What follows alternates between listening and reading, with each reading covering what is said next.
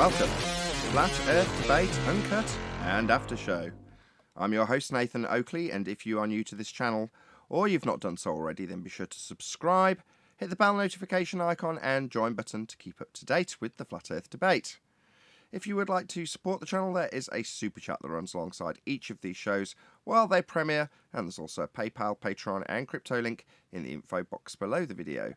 Speaking of patrons, I'm going to do a quick shout out to all of you who do support me on Patreon. So, a massive shout out of thanks and appreciation to Goldie McKiernan, Phoenix Rising 86, Retro Bill, More Books, Cannabear, Fibre Oats, Michael Kahn, Rob H, John Kays, Patrick Gunnels, Banter, Will Brax, Troy Shuker, Harry Blade, Mobile Max 777, Neo the One, Rob W, Open Minded, Reese Pound, Del West Watson, Maria Nealands, Unbelievable Productions, Blue Ridge Ranger, The Real Gabster, Liam Nudrick Jr., Abraham Mohammed, Adrian Quintana, Skeptic 936, Life is Short, Texas Mike, and David Wayne Foster.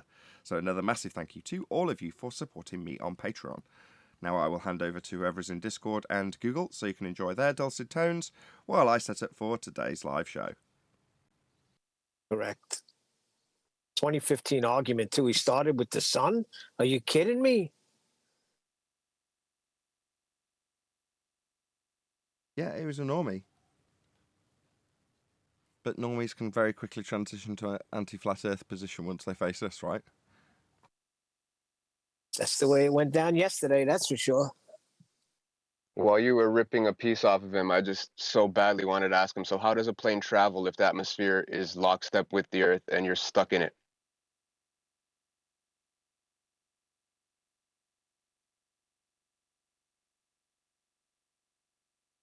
I liked Brian's question, though. It was basic, but I liked it. Very good. He asked it. He goes, when you're on the Earth, I look up and see a plane. Do I see it deviate? Yeah, and he answered yes. Yes, Earth is turning underneath an aeroplane. He said it's very slight. Said you couldn't perceive it. I mean, he was double speaking the whole time. Yes, we see it because we see Earth turning and the sun setting. No, we don't see it. It's imperceivable because it doesn't display that effect on my aeroplane. That's basically his tact. Yes, it's spinning, but the continents don't come any closer to you. How does that work? Yeah, that's what he was saying, basically.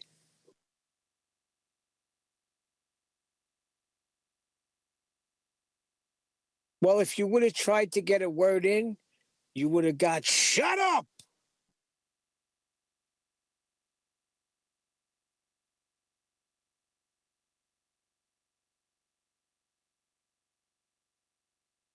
No idea what you're talking about. That's funny. You don't trouble the wolf while he's eating his meal.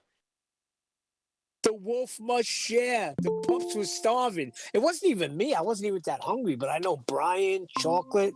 There was a lot of hungry people yesterday. Nathan was a little bit of a, ball hog. But hey. Good morning. Do you agree with me, 10th? Well, since he was talking to a pilot, he's got a lot of explaining to do. I don't know. I found the whole experience quite uplifting. Well, that's a good altitude you have there. Oh, Yeah, let's not early. Let's not let this become a drag. Well, let's deflect it to another question. Yeah, that was nice of you to pitch in.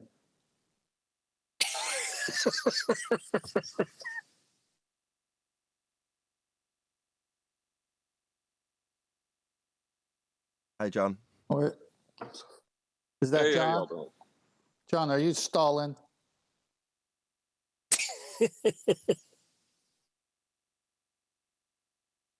No, the problem That was with an excellent pun. I didn't get it at all. the problem with pilots is they think they're always above us. 10's on fire today. Well, I was a pilot in the Marines. You're right. Pilots are often looked up to. No, the general said, take all this equipment from this side and pile it over that side. Cool your jets, Neil.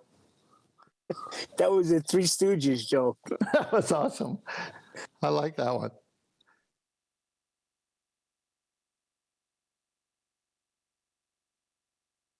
Well, he was. I couldn't catch the whole thing. Are you going to air just that segment or the whole show? At the weekend, I've taken out 2 trimmed out clips so far. I might take out more. But if I want to hear it in its entirety, when do I have to watch it? Monday.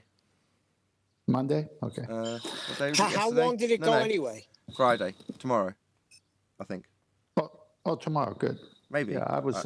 Either tomorrow or Monday. I forget. All right. Nathan, how long did that go anyway? What was the timestamp on it? 5 hours? Almost. Wow. Yeah, I'm out of town, so I'm on my phone. Hopefully, it sounds okay. Sounds good. Sounds beautiful to me. Yeah, the part that I summarized and the after show was, it was my understanding, because I had to leave a few times, but he was basically saying avionics account for eyeballs of all the people on the ground seeing an illusion. Yeah, there was a few things I liked him doing that amused me.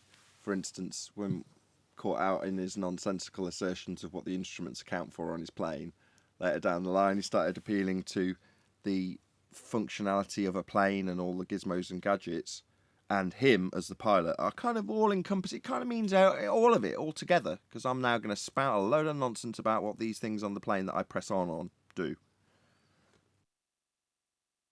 You know, that's interesting that you bring that up, because I worked with a guy who operated a backhoe, and he could take the backhoe and spin it around and tap you on the shoulder with it, and it wouldn't feel like a giant machine tapping you. It was as gentle as if someone had done it by their hand.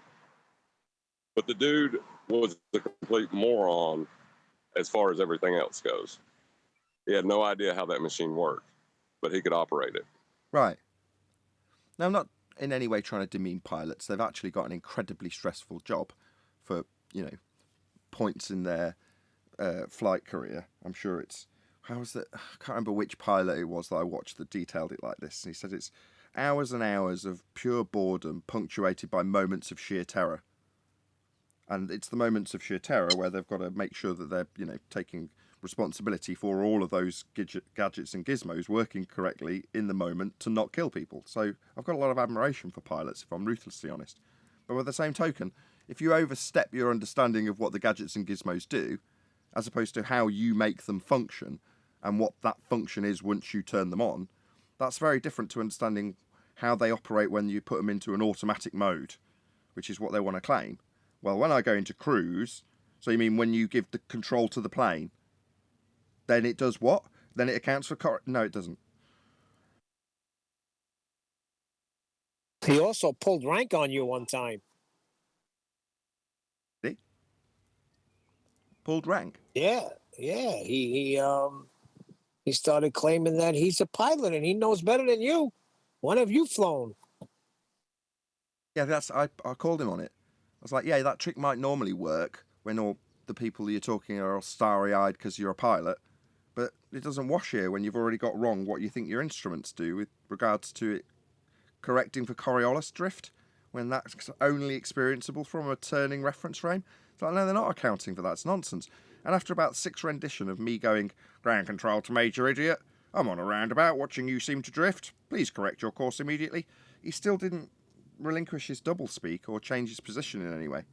So it's like, okay, you still think that drift is accounted for by your instruments, but you're also content to tell us that you as a pilot would never account for it.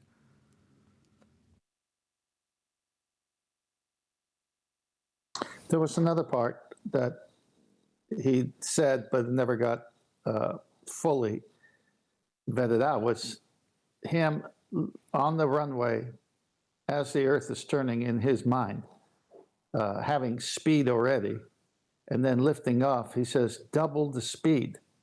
And then Brian yelled out, "Are you saying of the plane or the?"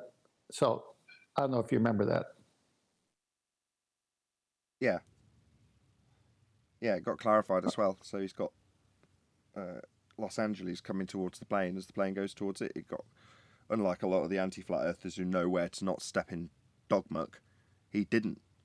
So he's more than happy to be led in terms of his actual assertion that Earth's turning underneath bullets, and therefore Earth's turning under the plane. Yeah, that's right. That's correct. Yeah, but that shortens flight times, and that doesn't happen. Oh well, I'm not saying it shortens flight times. Would be the kind of response. It's like, no, that's the consequence of you saying Earth turns under bullets. But typically, an anti-flat earther wouldn't get to that stage. They wouldn't allow themselves to step into the arena claiming that Earth turns underneath stuff. You know, they'd go to the lengths that Simon Dan did sooner than that. I think he was trying to say, because he did blurt it out at one point, that the airplane couldn't stand double the speed. It's not built for double the speed. And that's when Brian's saying, "Are you saying the airplane's has to go double the speed?"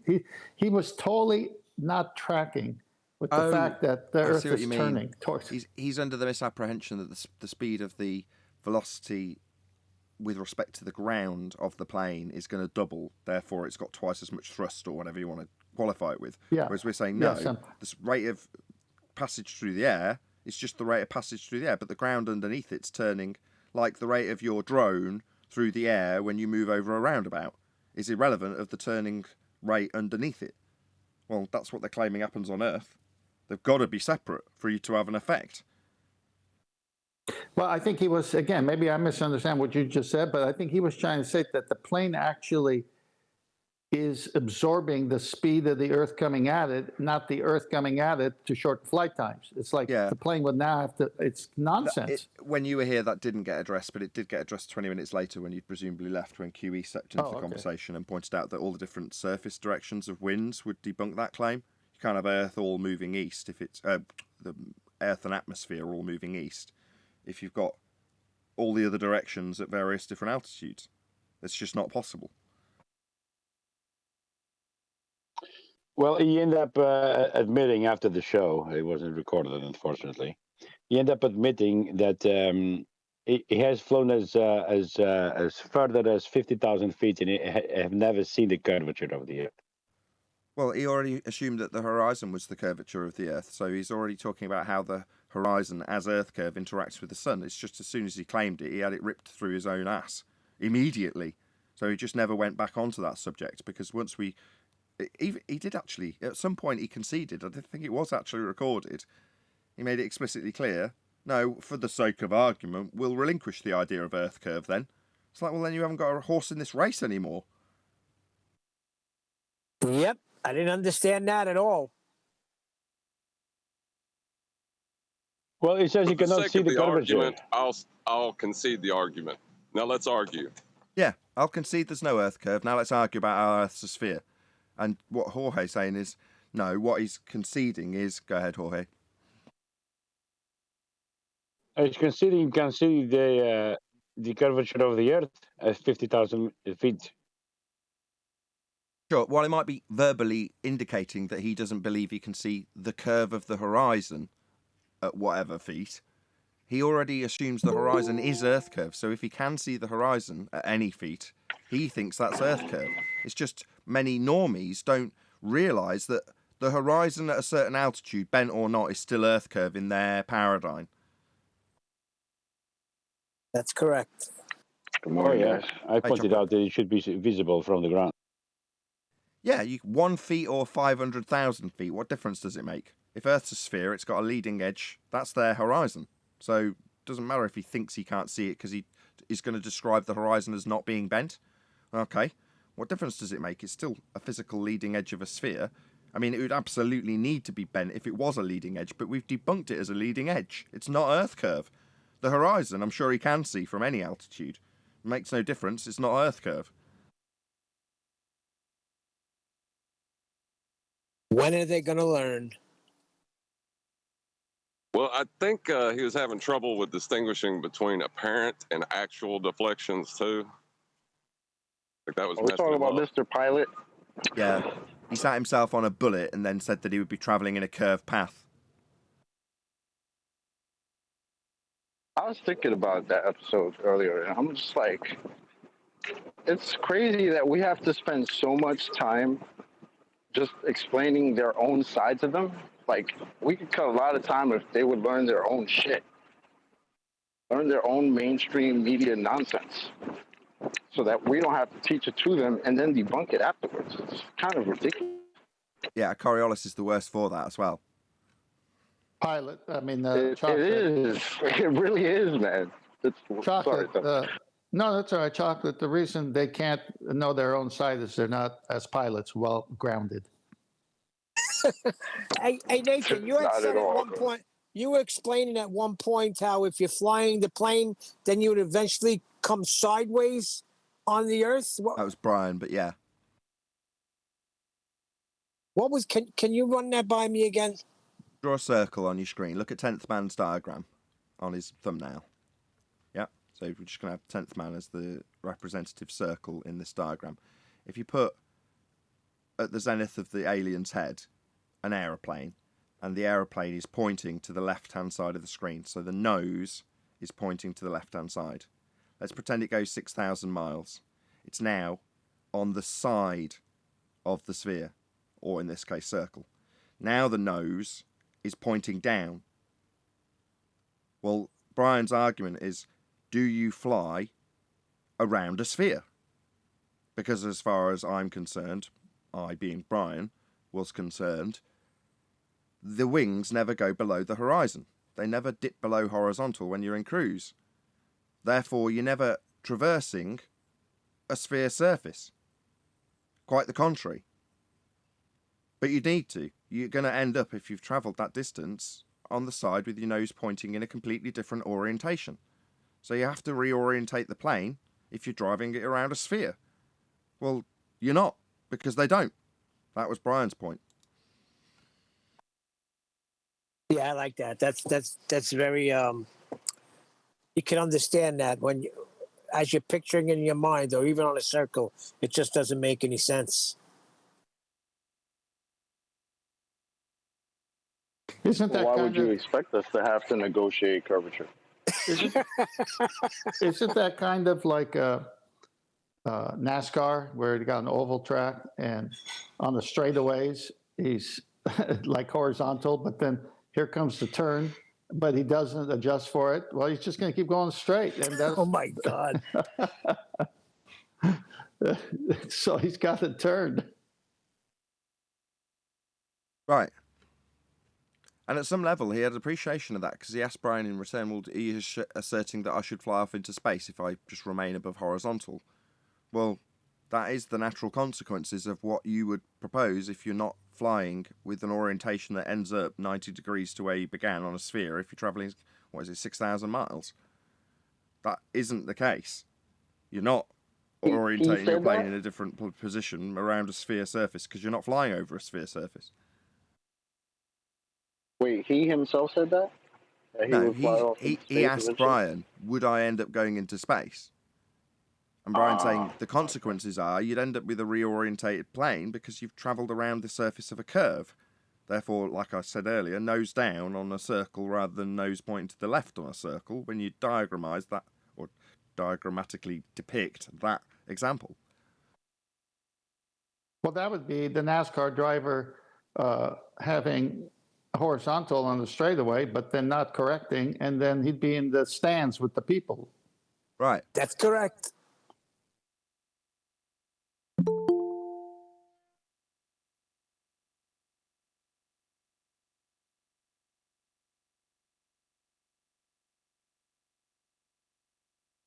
Hey, As somebody that worked at an airport for a while, I wanted to really know why his instrumentation isn't negotiating for moving ground as opposed to an observation made from the ground.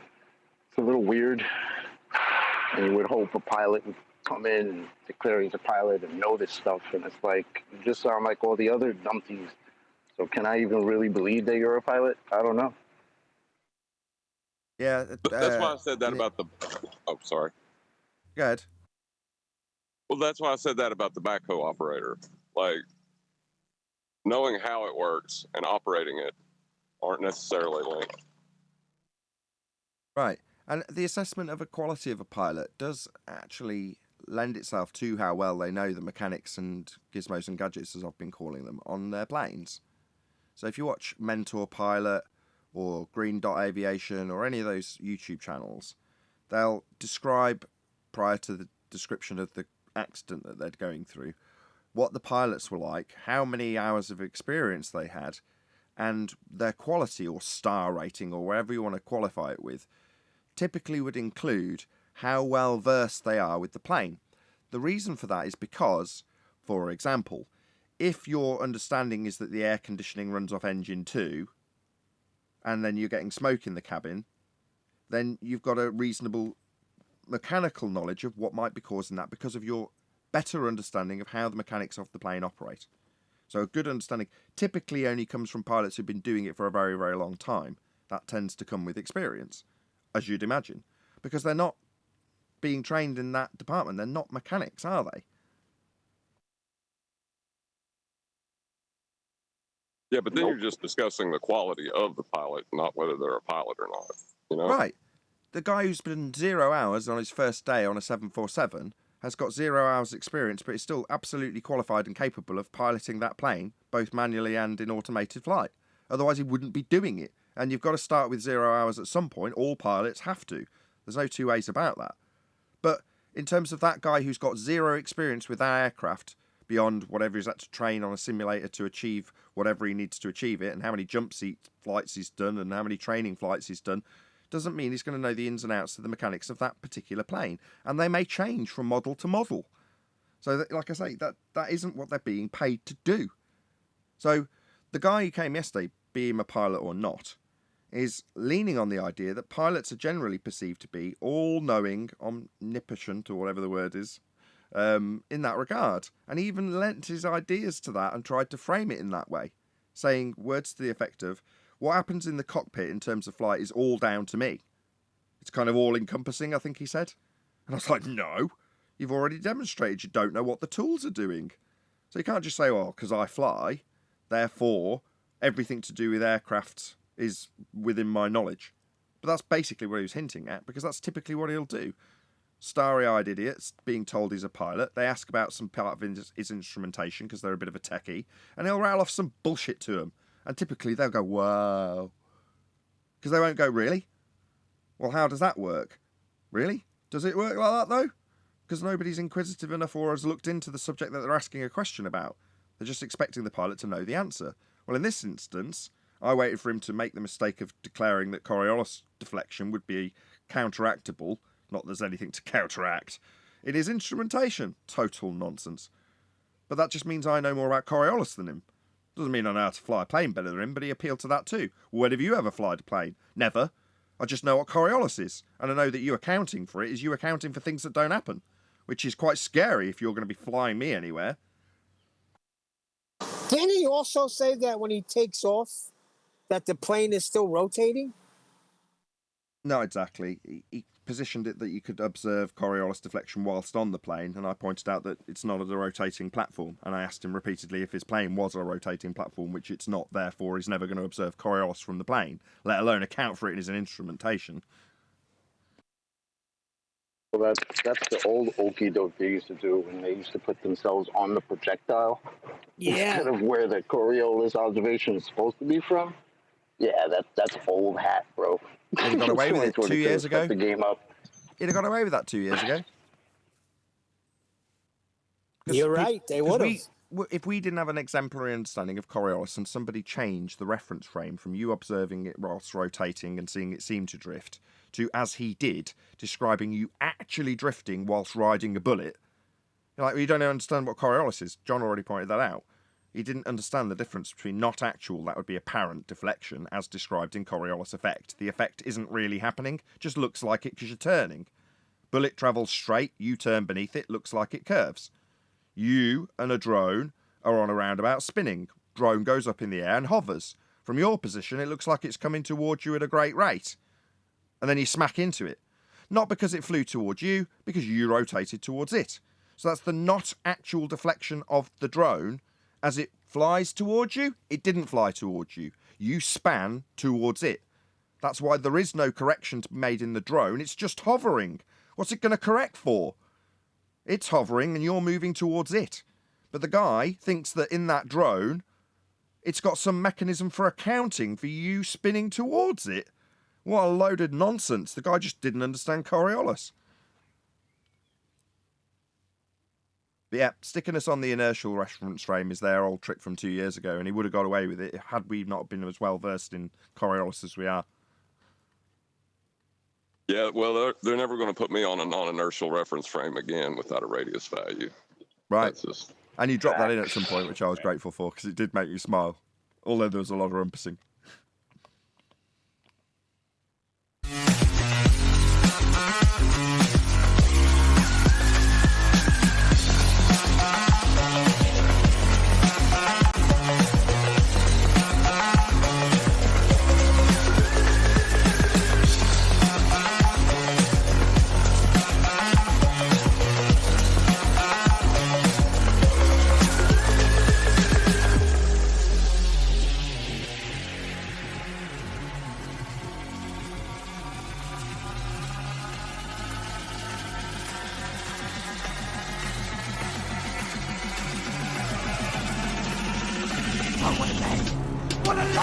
Welcome, Flat Earth Debate Live.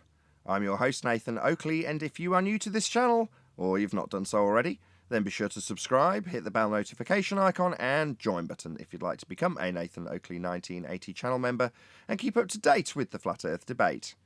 If you would like to support the channel, there is a super chat that runs alongside each of these shows while they are live, and there's also a PayPal, Patreon and crypto link, together with a thanks button after the show, in the info box below the video. Most importantly, if you'd like to join the discussion, simply mute the page you are currently watching, then click the link in the info box below this video to join the panel and express your views on the nature of Earth.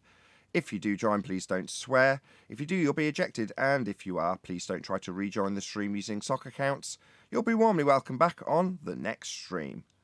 Please also share the show on social media. Sharing the show obviously increases the live audience, but this, in turn, increases the chances of a more diverse panel, so please share the show. Now, we are joined by Neil, Arwin, Eli, 10th Man, Refracted Curvature, Chocolate Saiyan, and a whole bunch of people in Discord, so welcome one and all. I just wanted one rib. Hello, you beautiful people. Very enthusiastic from one day. Good morning, good morning. I love it when Discord get enthusiastic right at the beginning of a live show. Thank you very much, One Deck. Do appreciate it. Any evidence of a physical geometric sphere-edge horizon, formerly known as the curve of the Earth? Any flyboys give us an answer? Black Swan. He claimed that the horizon was a physical leading edge and that it was blocking the sun by way of his assumption that Earth turn caused a 15 degrees an hour deflection in that sun. Therefore, the motion was apparent as a result of Earth curve and Earth turn by way of assumption. So he did assume it. That's right. He has a straight line of sight to it, but the horizon's still refracted. We didn't get that far with him, the guy yesterday. But nevertheless, any evidence of Earth curve? Negative. Nah. Any evidence of Who the would- axial rotation that we were discussing yesterday with the pilot?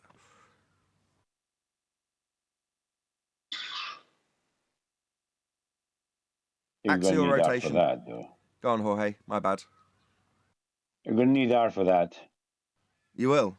Again, as discussed in the pre-show by John, you know, his sentiment to yesterday's 4-hour-long discussion with that pilot was that he's never going to be put on an inertial reference frame unless you've got an R value to claim.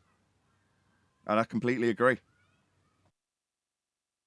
Absolutely. I mean, I've seen the Jubilee celebrations. I've seen the red arrows, and I'm sure I haven't seen any deviation. First of all, and I'm sure they haven't account for any deviation either. No, He would have been lost if you would have threw that at him.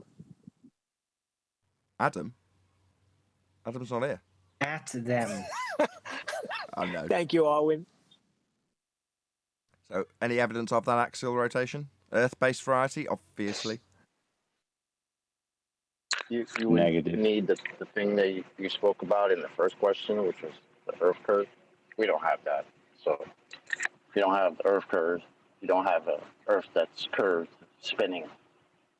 That's a problem. It's all Yeah, relative. it's the conservation We of wouldn't stationary expect momentum. anything.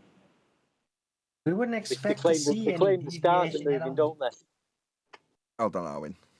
Just go ahead, whoever was from Discord. Just saying they claim the stars are moving and that proves the Earth rotating, but if you hover a drone, that doesn't appear to move. So I don't know how they make all these things up myself. It's the kind of fluctuation of Coriolis deflection.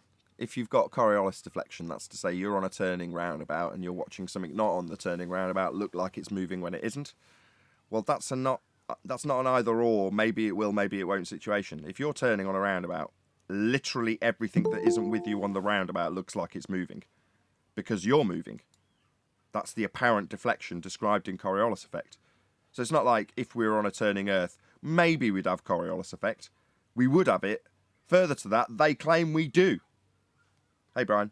Yeah, but Nathan, a roundabout doesn't have enough mass to cause the bending of space-time in order for everything to become relative, like with Earth. Time doesn't bend. Yeah, but even so, I they think, say it rotates I'm correct, sometimes. though. It depends on the example. No, you're not correct. Time doesn't bend, so having enough mass won't make time bend. So it makes no difference. Time does Yeah, bend it on does. my worksheets. On your What's what? mass again? Time does bend on your On my what? worksheet. You got to No, give us the... space-time, right? Okay. There's not enough mass to actually get the space-time bending effect that would make everything relative. You really want to do this? Yeah.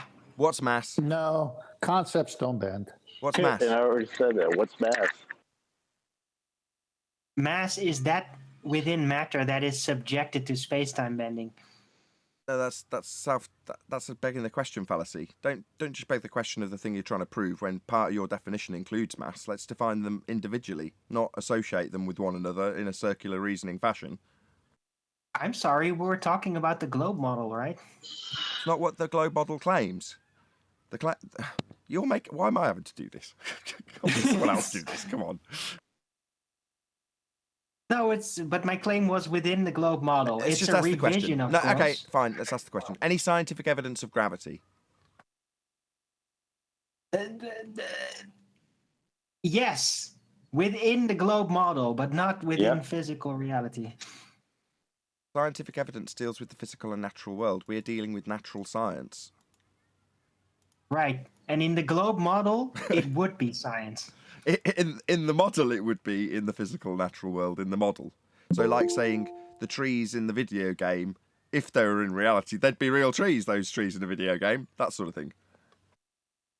If they were. Yeah. Even in the model, there would be very little evidence for gravity, never in mass. Hey, Arwen, you got that model, by the way? It's over And there. how'd you get to the fourth dimension anyway? Where is it? But there is no fourth dimension. It's a mathematical description. Something, guys. Hi, Adam. Just quick question. Adam. Why does Neil want to start throwing me at people? Yes. Did you catch that? I just tuning in. What about any single viable hypothesis from any of the fields of astronomy, cosmology, or astrophysics? Not yet. Probably not. Science doesn't prove things according to 2022 Globers. Science Say that doesn't again, prove Chocolate. things. Has science got what? Nobody in their field uses the scientific method, so... I wanted to know what You Chocolate can said. only observe them things. You can't manipulate them. It's just observations. Yeah, they got plenty I of said, observed phenomena. According to Globers in 2022, science doesn't prove things. Ah, yes, indeedy. Even though it's been Except claimed the throughout null. most of your education that the globe model was proven by science and all of science agreed, well, in 2022, as Chocolate's just pointed out, we're told by anti-flat earthers that science does not prove anything, contrary to the fact that that's all it does. It's designed in that way to be empirical. But yes, that's what we're told by people who have it pointed out that they don't have any science for their globe belief. I wonder if doesn't prove anything is just like a misinterpreted description of the null. Right? Yeah, but sometimes they don't take it to the next level, right? So they say, some of them will say it just doesn't prove anything, and they'll stop there. And then the other ones will say it doesn't prove anything, it actually disproves things. Well, if you disprove something, aren't you proving something else? Yeah, automatically if you disprove something. Oh, right, so you proved it isn't that then? Yeah, but I think Arvin just pointed out what the problem lies. You know, when they claim science, on the claims of science, they offer a dichotomy, not necessarily a valid null. Yeah, and they take the hypothesis in the alternative to be an explanation before actually validating it. So if A, then B, as a supposition, becomes if A, then B, as a description of what's actually occurred. A doesn't even have to exist in the case of gravity, still used as a cause and effect association. It seems like science claimed by the anti-flat earthers is always in flux when they're debating a flat earther, but it's empirical and to be trusted when they just want to just say something about their globe model. Yeah, if they want to invoke the magic trick that is the suggestion of science with use of the words from science, like experiment, like hypothesis, like theory, so that they can trigger in the mind of the person they're telling this to the notion of empiricism. Well, science? Oh, right, it must be true then.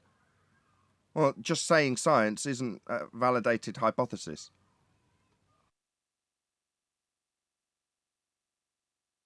Any evidence of the distance to the sun?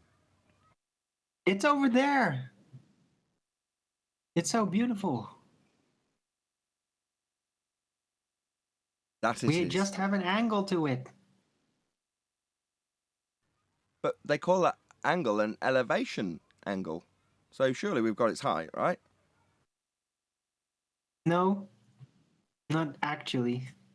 No. Just the angle above the ground, above the baseline, when drawing out two straight lines. Any evidence that you can acquire an elevation angle from a curved baseline? You just answered that by saying angle. Two straight lines. Does not compute. Is that better than syntax error? Definitely. Yes. Much better. Only in a fourth dimension. There is no fourth... What is it with you in this fourth dimension today, One Deck? There is no fourth dimension. Yeah, there is. But we can't prove that within the third dimension. Except that one day that Rumpus was going to tell us all about it and how to get there and stuff. That didn't work out too well for him, but it was a fun day. Show me time. The fourth dimension's time. Show it me. No, it's not. Forget the fourth dimension. There was a band in the 60s, 70s called the Fifth Dimension. And it's just, it went up and away. It can't be found anymore. Aquarius. Yeah, that's all Einstein's fault. Because he had to conjure this ridiculous fake mathematical medium in which time was a dimension, right? It cut us off from the actual depths beyond the third dimension, which I do believe exist, but yeah, you can't prove that in the third dimension. You could never prove that, so it's never going to be something that's proven through physics. Right. What you call a disaster, or whatever you phrased it as from Einstein, is actually his genius, if it is indeed him that did this. Because as you phrased it, I'm just going to change what you said in terms of intonation. So he took it away from the physical world that we could experience and test and put it into a place that we could never experience or test or invalidate. So obviously valid, and how are you going to invalidate it? Obviously you're not bending space-time. Maybe I can strap something on that you said earlier. You haven't got enough mass. Right? Whatever that is. It's only on a small scale. And that's only for things to become relative in order to have everything move in lockstep, right? No. No? No. Lockstep, you didn't understand what I said, did you? No, I did. You just don't understand. So what you're saying, Nathan, is the fourth dimension can never be tested, but it can be believed. can't test a mathematical description of something. Right. Yeah, So you it's I just don't a know if I belief. would. I don't know that's if I not would true. allow You that. can test a mathematical description of something. It's just that just because you can test it doesn't mean that it becomes real. But that's what words have meaning. Something means something we can experience. A thing, not just a concept that has no experience beyond the pen and paper mathematics. That's just a concept. You know, the thing. The gravity thing that we don't experience and there's no phenomena for, that thing. That thing, yeah, the thing.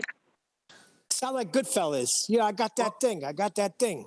But look, it's the bending of space-time. So if space-time is another dimension that only exists within the math as far as we can tell, because that's the only place it's even approached, well, we should just know, okay, so what does the bending of space-time do that you call gravity? What is it that it actually does in the physical world? Hold on, And I'd like to get like a don't sidestep definite that. No, answer check it from out. the Arwin knows officials what he's about doing. this. No, we're not going to sidestep the thing and its physical reality in its existence and move on to what it might do. No, I know you're good at this, Arwin, but you're not that good. We've got to actually establish what it is before we establish what it does. And we're not doing But that, that are we? is what it is. What it is what it does. That's even like kind of this whole purpose of That science. checks out. What does it? That means, oh, it is something, it's a phenomenon, right? So what does it do is what it is. I see. I So, object. unicorns. What's it again? Unicorns. That's what we're asking. Right. What do unicorns What does it do? What did they do? Well, they It's show not a- you a sheet and a bowling ball and then describe it some more, but they never actually tell you what it is that it does. Right, that's a reification fallacy. So when they stretch out a piece of fabric and roll balls around it so that they can all move into the middle, when they're actually claiming perpetual orbital motion in a slight decay, they're not demonstrating what they claim, and they're not showing a fourth dimension. Nor is a fourth dimensional mathematical description of Einsteinian fourth dimensional pseudo-Riemannian fourth space. That is not a fabric, because a fabric is a three-dimensional construct that you can experience, as opposed to a fourth dimensional description in maths that you can't. So it's just a reification. I have a slight correction. Go on, John. Then Chocolate. I was just going to say that the slight correction is that it only exists in the misapplication of mathematics. It doesn't exist in math. In the respect that maths would be describing something that you've measured physically. Right. Well, if you apply the mathematics incorrectly, you can get all sorts of wrong answers. And that's what I'm saying. Comparable to me calculating the digestive time period of a unicorn. Yep. Or In the way that energy is defined. Go ahead. No, you go. No, I was going to say, was it you or Chocolate next? I think turning it was his Eli kitchen anyway. into a sphere. I missed that. I went No, sorry. Everyone stop. Everyone stop. We're getting a bit of audio chaos. Just 10th again, then Eli. Go ahead. John's statement on math, it was like him misusing it and turning his kitchen into a sphere. Right. Indeed. Go ahead, Eli. Good point. I'm just saying, in the way that energy is defined, well, isn't that exactly what Arwin is saying? We know what it is by what it does. Well, we what is energy? I don't know how to define it, but it's what we use. Energy is a concept that is a summarization of different things put into a model, right? And it's kind of useful up to a certain level. So it's not, it does have actual relatable things that it is derived from. Well, with the bending of space-time, we still have to figure out as to what is the phenomenon, what's the thing that it actually does. Sorry to sidetrack. You don't have any leads. Did any of you guys see PhD John D's video on energy? Ooh, I haven't. Yeah, I think I did. No. It was really, really interesting. because he challenges basically the fundamental principles of energy in the video. It's really and really eye opening how he describes it. Yeah, check it out. I have to dig out the title of it. How he It describes is basically a what, Nathan? convention. Oh. It's a convention. I've obviously made a glaring error already. I'll just keep my mouth shut while Adam corrects me. Go ahead, Adam. No. There's not a glaring answer. As he describes what? That's the whole premise of these chats.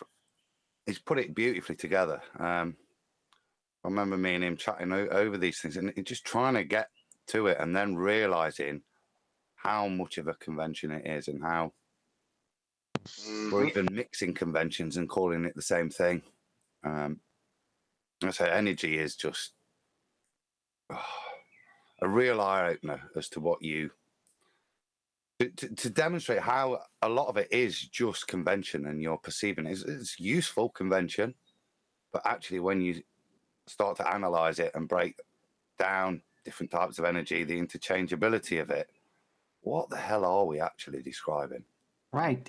It's kind of another Yes. word for stuff happening. Energy is just stuff happening, really.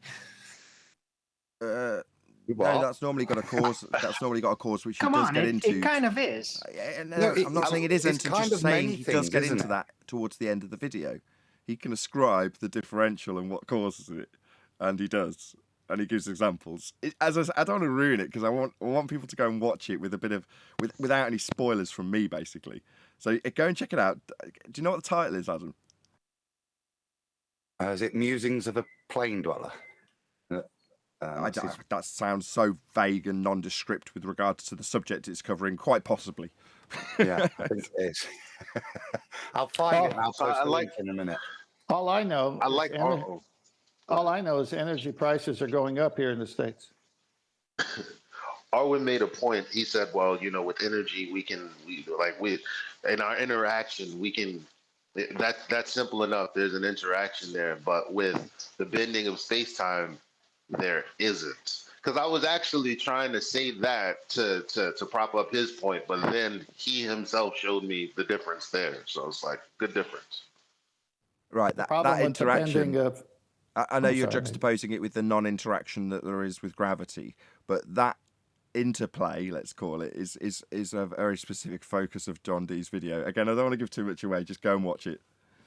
It's in the chat now, guys. If anyone who's listening, Okay, I've just let me do a posted it proper in. plug for it. Okay, so Adam, the Adam Meakin, the mod with the spanner going by in the chat right now, has just put a link to John Dee's video. So we will have a minute's silence while you disappear, and then obviously come back immediately to watch the rest of this live stream after you've got it in your history on YouTube, and then you can watch it later. It Can I say looks a something during the 2-minute minute, job, doesn't it? But it isn't. It's John's put the slides up for 5 seconds each, and it's for you to just read. So it's probably a good half hour's worth of reading there to take it in. So it's worth digesting later. I might just say something during the minute silence. if you don't Was it mind. not a talkie? Obviously, I must have read it, otherwise I wouldn't know what the subject matter was, but that means I've sat and read through it. That's not like me at all. So if it's something that's to be read, it must have been juicy for me to have sat and read it. Let's put it that way. No, I think Dr. John Dee, he has one that's based around light, and that's a reading only. But he might have another one that actually is on the other one on the energy. That might be a separate one. That is, I could be wrong, but that could be a separate It one. is the one I've posted. It's Musings of a Plane Dweller, Part 1 and 2. There are other ones that John's narrated. correct. This is what does it. The last lot, my wife had to narrate for him because Karen B stopped doing it. I don't think his views aligned with that side of the pond anymore, so they stopped narrating his stuff. So my wife did the last few for him. But these are so good. It seems like he's more thought-provoking than assertive, which is what I love. Am I wrong in saying that? Dr. John Dee's an absolute legend. Somebody narrating, they are really good. It's because So he's looking for a narrator. Obviously, your wife has probably got things that she does generally. She's not a YouTuber. I got the last lot. was there's a lot of words in there which, if you're not familiar with, I got many a punch in the arm as she got halfway through a sentence and said, "What the bloody hell does that mean?" But yeah, have a listen. Have a listen to it. This one I think is certainly worthy of it, because it very limited the audience it'll reach if you're asking somebody to sit down and read on YouTube. So it's worth One thing it. that immediately springs to mind when Karen B was narrating his videos was when there was a number on screen, Karen would read the number. Now we're talking about sometimes 9+ digit numbers, and she'd say them. What's the word when you say a number? Like instead of 100, you'd say 100, or 100. Just saying the whole thing. That's what she'd do. 1,099,473. Exactly. That's what she'd do. She'd read the whole number. But sometimes when it's sextillion or whatever it is, just an astronomically large number, to get that out is actually several sentences. But she'd do it flawlessly. So hats off to Karen B for when she did do the narration, because that especially, I remember seeing her or hearing her reading it off and going, I wouldn't even know what that number was, let alone how to read it off fully correctly. Well, I'd have to retract that. Now, you can throw it out there if you want. It's your show, but I'd retract that, considering what she had to say about Dr. John Dee and the things she was narrating when she was on Globebusters. She put it down and made a joke out of it. Doesn't negate the quality of a narrating. Karen, I was going to say, yeah, if there's some personal issue between them, I don't care about that. The video stands on its own merits. They've got to have their opinions, Brian. They've got to have their opinions. They're more than welcome to them. I'm welcome to mine. Can I, unless you do want to do this, I mean, my handbag is quite close. Just on the subject of energy, right? The word energy is just a way of describing. My handbag is close. Energy is just the word. Energy is just a way of a word used for description. It's just a way of describing. All you're really describing is potential. So when you heat a gas, you're basically, they say you're giving it kinetic energy, but you're giving it potential to raise in pressure and lower in density, or a potential to rise up, the same way as if you cool a gas. So if you import or extract energy as a description, or energy, if you use the term import or extraction of energy, you're just talking about potential. It doesn't really need to be a prediction, because you kind of know what's going to happen, because it's entropy. It's under the description of entropy.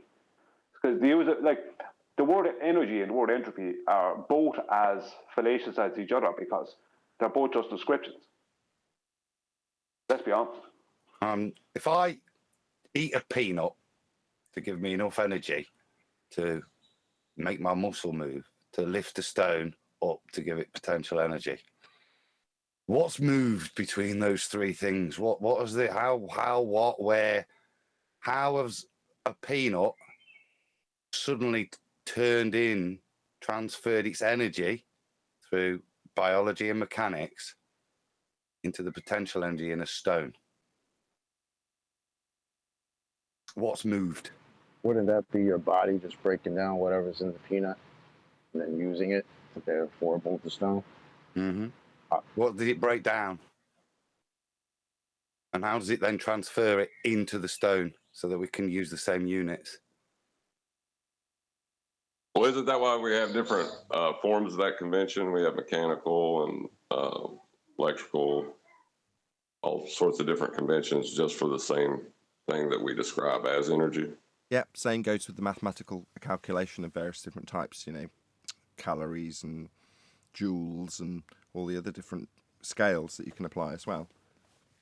I think QE sums it up in some of his presentations when he's like, before. There's a list, isn't there? Charge, momentum, spin. There's a whole list of them, but those are all individually qualifiable. The only time you eat peanuts is when you want to do work in a jiffy, right? Yeah, we don't have Jiff here. Well, they call it a transducer when it changes one form of energy to another. Damn, And Skippy. that's miraculous in of itself. That's even better, Chocolate. Yeah, we have Sun Pat Sorry, here. John. But the whole thing about like transferring energy into a stone, you're not transferring energy into a stone. If the stone is on a hill and you roll it, the momentum will cause it, due to its weight, will cause it to roll down the hill. But you're not transferring energy into it. You're causing it to do something. I took it It's up an the hill. inanimate object. Sorry? Took it up the hill. It was at the bottom of the hill first. It had no energy at the bottom of the hill. But I ate a peanut and used my muscles to take it to the top of the hill. So all the energy that was in the peanut is now in the stone. That's a hell of a peanut. But Is it folk? what about when it starts at the top? What if it's already a part of the top of the hill, like avalanches and mountains? But it's there, and then it breaks off, and then it rolls down. Then it wouldn't be relevant to my analogy because it'd be already up there. No. The only way you could describe a stone as having energy would be if it was heated. So a heated stone has heat, yeah. So it can heat something else. So it could, it can transfer the heat. So it's a conductive heat, isn't it? At that point. Actually, Eli and Adam were onto something, because the hijacking of potential energy is what they actually call gravity. So if you look at something like a gravity clock, what is a gravity clock? Well, it's a weight that you pull, and then it goes down, go boom boom, 9.8. No, it just falls down on a cog, with resistance. Well, they call that a gravity clock. What are you actually talking about? Well, you're just talking about potential energy, aren't you? You give it potential energy when you use your energy to raise the weight up, and then it slowly comes back down again. But when Eli described it, and Adam was right to say it's not in line with my analogy, but that's what they've essentially hijacked, haven't they? You can get to eventually an example where you've got a Wile E. Coyote cliff hanging off the edge, and then it falls down. Well, it's already up there, no one's taken it up, but it's gone down, and what's the rate? 9.8 meters per second squared. What do you know? Well, why do things go down? So you can see the full circle that comes to the hijacking of potential energy and calling it gravity, when it's merely the distribution of whatever energy it had, because it was up there, through the medium of air, till it reaches equilibrium. Potentially, it could reach a surface that's got a cavity below that, in real Wile E. Coyote style, and keeps falling through and going down to the next level. But at some point, it reaches, I can only describe this because of the discussions that Anthony and Narwin had, fall arrest. So it's in fall arrest until it releases its potential energy. But that calculable motion at 9.8 meters per second isn't some downward bias, given that I can cut the string on a helium balloon and watch it go up. It's just the differential based on the medium. But that's not, you can't even call that potential energy, because it's purely down to density differentials. So it's not potential energy. Exactly. Because but they do. If you, well, they can call what they want, but that's the point, isn't it? So all these things have all got that same E word. That was the point I was trying to make. But momentum, the word like momentum, what momentum describes, I don't see how momentum can be describing energy, because you might take energy to create momentum, but it also takes energy to control it. So momentum, I just don't see momentum as describable as an energy. You know what I mean? How is momentum energy? Momentum is right, because if you have something that picks up momentum, yeah, then you're going to require more energy to stop it. But what's putting what's increasing the momentum? What is that? If at the top of the hill I've got a brush motor and I roll it, it just, because of momentum, it rolls down the hill and it charges a battery by the time it's got to the bottom. I think I was taught at college that energy is is it not work done? Is that what it is? Work done. And that's the origin story of Tesla. But I've taken that same potential energy, and it's now been converted into electrical energy. I got a question about it. Yep. can energy exist separate of matter, and can matter exist separate of energy? That's a good question because I don't know what the sun is. I'm not going to be able to answer. But you're talking there about E equals MC squared in a lot of ways. Are they separate from each other? And how could they be, kind of thing? No, not necessarily. I don't think energy is equal to mass times the speed of light squared. No, that's filled full of assumptions. I don't know. Well, I mean, never mind the speed of light. It's like it doesn't matter about the word mass or the speed of light. It's the concept of matter and energy being intertwined. You know that they, because we live like the first law of thermodynamics states that you can't create or destroy matter or energy. That kind of leads us to the assumption that they are one and the same. That would be my point on it. I don't know if they're this. See, that's the thing. I wouldn't assert that. I'm just saying, can one exist without the other? So what's the sun? It's like what's the sun? So we can answer that question. Wait, why? How is that? What does the sun have to do with it? The biggest entropy generator we know. Yeah, well, see, I mean, we can't say it's just energy though. Like, what is it? That's the I love it. Straight into the trap. John didn't want to step in. So what is it then, Eli? I don't know. Well, you just claimed it was the greatest entropy generator. Yes, it is. I can observe that to be the case. You can observe that the sun is the cause. Oh, you bastard! Entropy. God, I hate this. Yes, that's correct. I can't technically prove that the light that appears to give off heat and radiate it towards our position is actually the thing that's radiating the heat. I mean, it could be a misapprehension about my perception of what that thing in the sky is manifesting as for me to perceive. So, no, I don't know that either, and I have actually technically made some assumptions in that statement also, and you've caught me on them immediately, so thank you for that. You can make the assumption you can't have thermal heat without physicality, John. Yeah, that's even what I'm if that's saying. down Like, to a photon of light, it's still physical.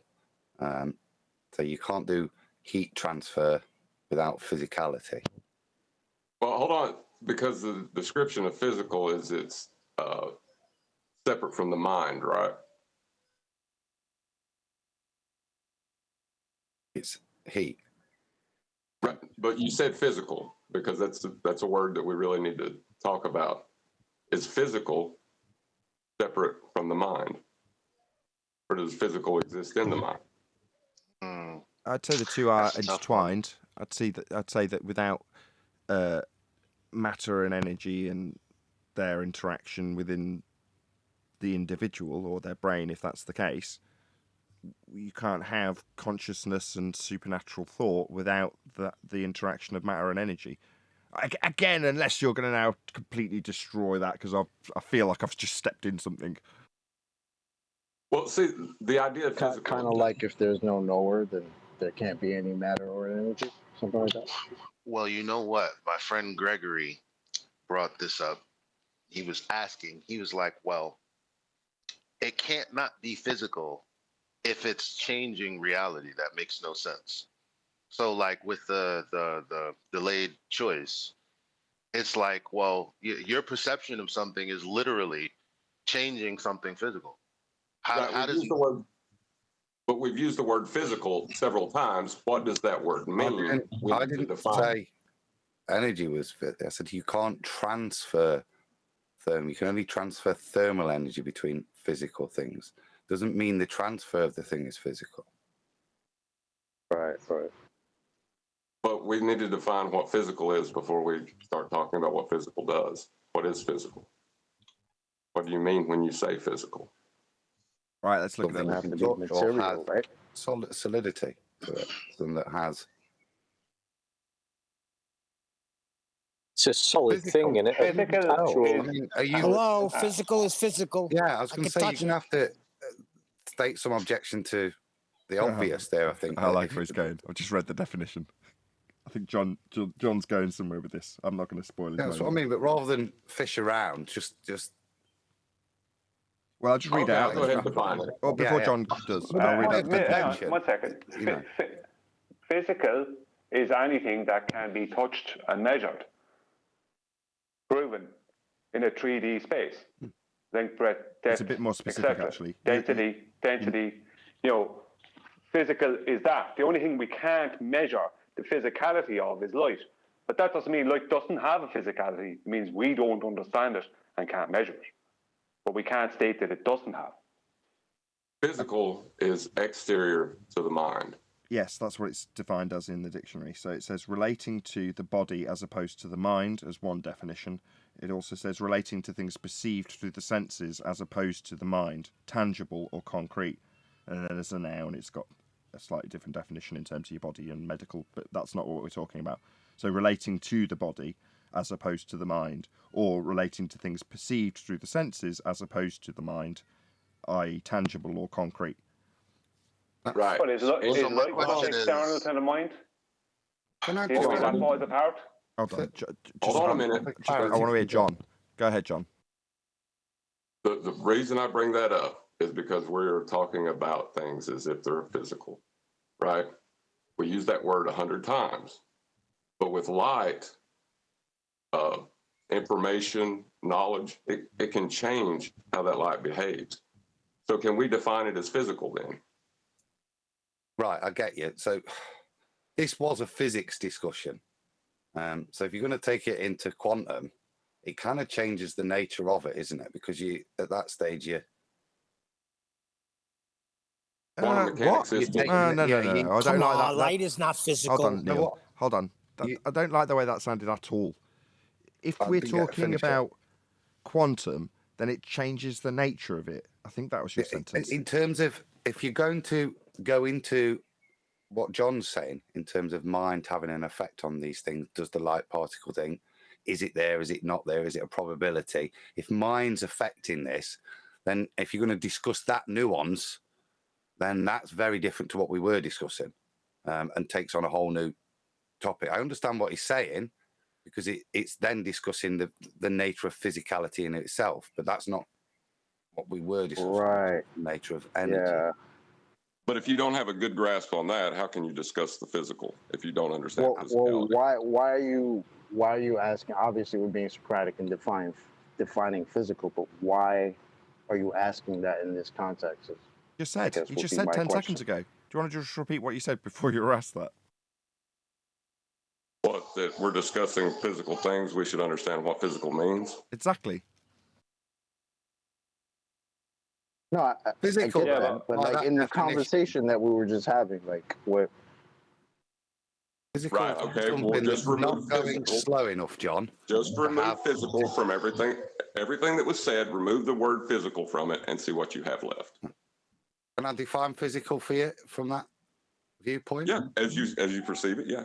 From the way you're addressing it in terms of that, if we're saying from the mind, then I would have to say it's anything. Physical is anything that's not going slow enough to exhibit a pattern distribution.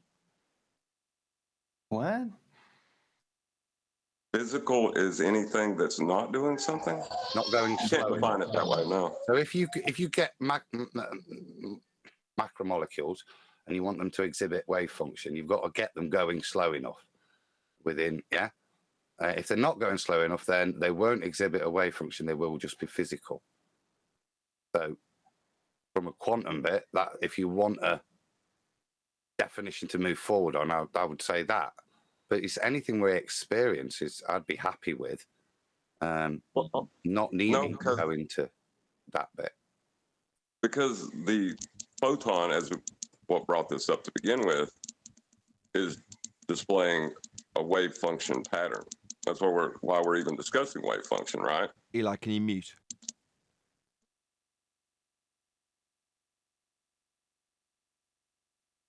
We're at the fundamental level of our existence in this discussion. It's about as deep a philosophical a discussion as I'm prepared to tolerate on a flat earth debate when we're talking about the physical nature of reality, because it's, in essence, questioning the very basis of what we discuss.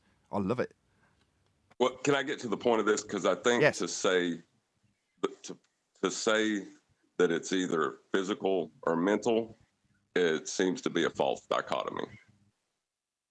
Yeah, I'd agree. And The two I are think intrinsically they're- linked. Can Yeah, I'd agree. Can we just call it tangible and intangible?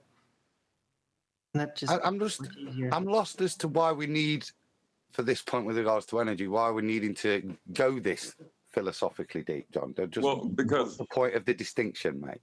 But the point is I don't think light is solely physical. I think it can affect things in this physical world, but I don't think the effect of that is necessary. I don't think the cause of that is necessarily physical. I just got a Sort of like quick super chat. Sorry to interrupt. obviously. Sorry, Chocolate. Shout out to Godzilla37. It says, is quantum very small, like Virus's brain, or very large, like Phil's artificially inflated ego? I don't know, Godzilla. You tell me. Shout out to Godzilla What with the the best super chats. Thank you for both of the well- super chats, Godzilla. Can I ask this? I again? think John is Like, asking the wrong how does question. something? Well, let me ask one more time. So you described the physical. What? How does something that's not physical affect the physical? That's a good question. I don't have to know that. I can just point to it and say that there is something that information and knowledge are not physical. That's mental.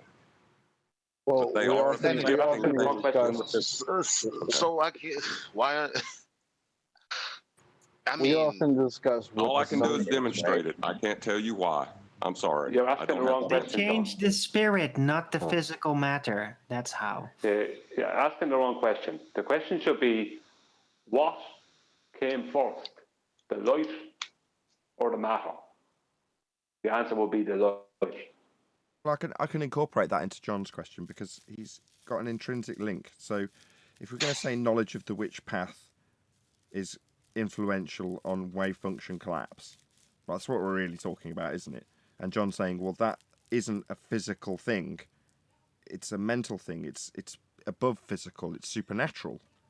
Well, okay, so we've got things that are non-physical, but I would then move on to say, without the physical attachment, without the body, there is no mind. So how can you have your conscious awareness of something going through something else unless you have a physical existence to begin with? The mind can exist outside of the physical Can body. it?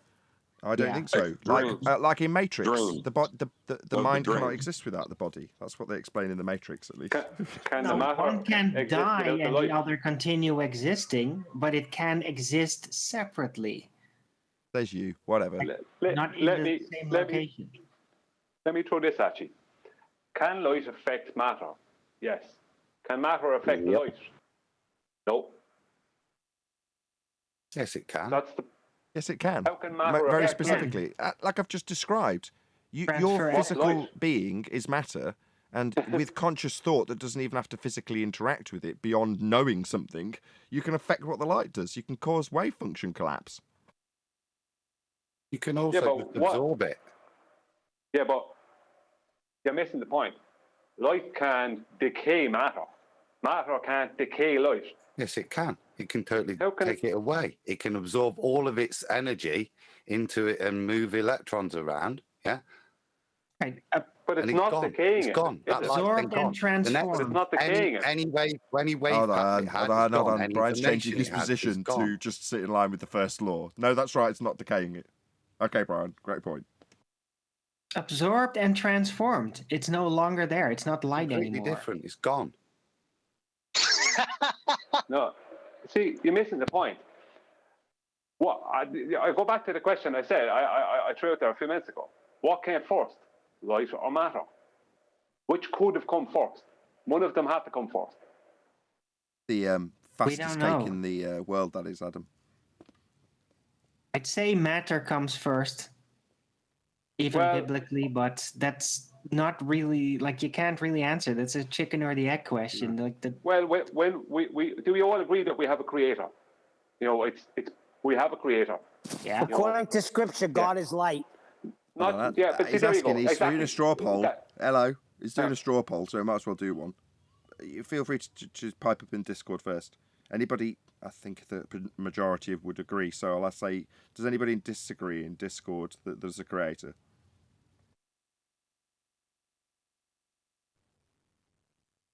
Yeah, now to phrase the question and still use the silence to my advantage, Brian. They all agree. Go ahead, straw poll the panel. Ontological. Yeah, okay. Does anyone on the panel not agree that there is a creator? Is that a question as has there been a creator, or is he still there? Oh, God. Arwin has to ruin it. Yes, I think we are all in agreement. Feel free to carry on, Brian. I am mixing it up. Go on, Brian, carry on. It's not necessary. My point is that we live in a 3D reality. That's the reality we live in. This is the construct that we're in, right? And it's what we describe it as a physical reality. But life and death, the afterlife, and light in general, let's say light, let's call it light and death. Do you know what I mean? It's like, what came first, the light or the matter? Light does not obey 3D geometry, as proven had to by be the the sun. light. The light, yeah, but see, that's it. But the light had to come first. The light had to create the matter. What was it emitted on? How are you going to make that argument within physics? I mean, biblically, okay, that's debatable, right? But in physics, how are you going to test that? That's like asking How do you bring what happens to your pressure physical without a body when you container. die? What happens to your physical body when you die? Do you bring it with you wherever you're going? No. Well, there you go. Hold on, how does You're not bringing any physical with you. No, that doesn't So you must explain be the beginning me of now, it. Brian. So- This is getting. I'm lost. You have no empirical not lost. I data to followed what he back that said. because So- you don't know anybody that went there. Brian's Hold on bringing a us back to the. second. There was Brian's Prove bringing I'm us not back bringing to. my body with me. Well, What's Brian's that bringing us got back to to do the. with the Brian's order that bringing it- God created things in, God. which isn't stated Can you hear me? specifically in any direction if you're going to cite the Bible? And certainly it doesn't say I didn't say anything about the Bible.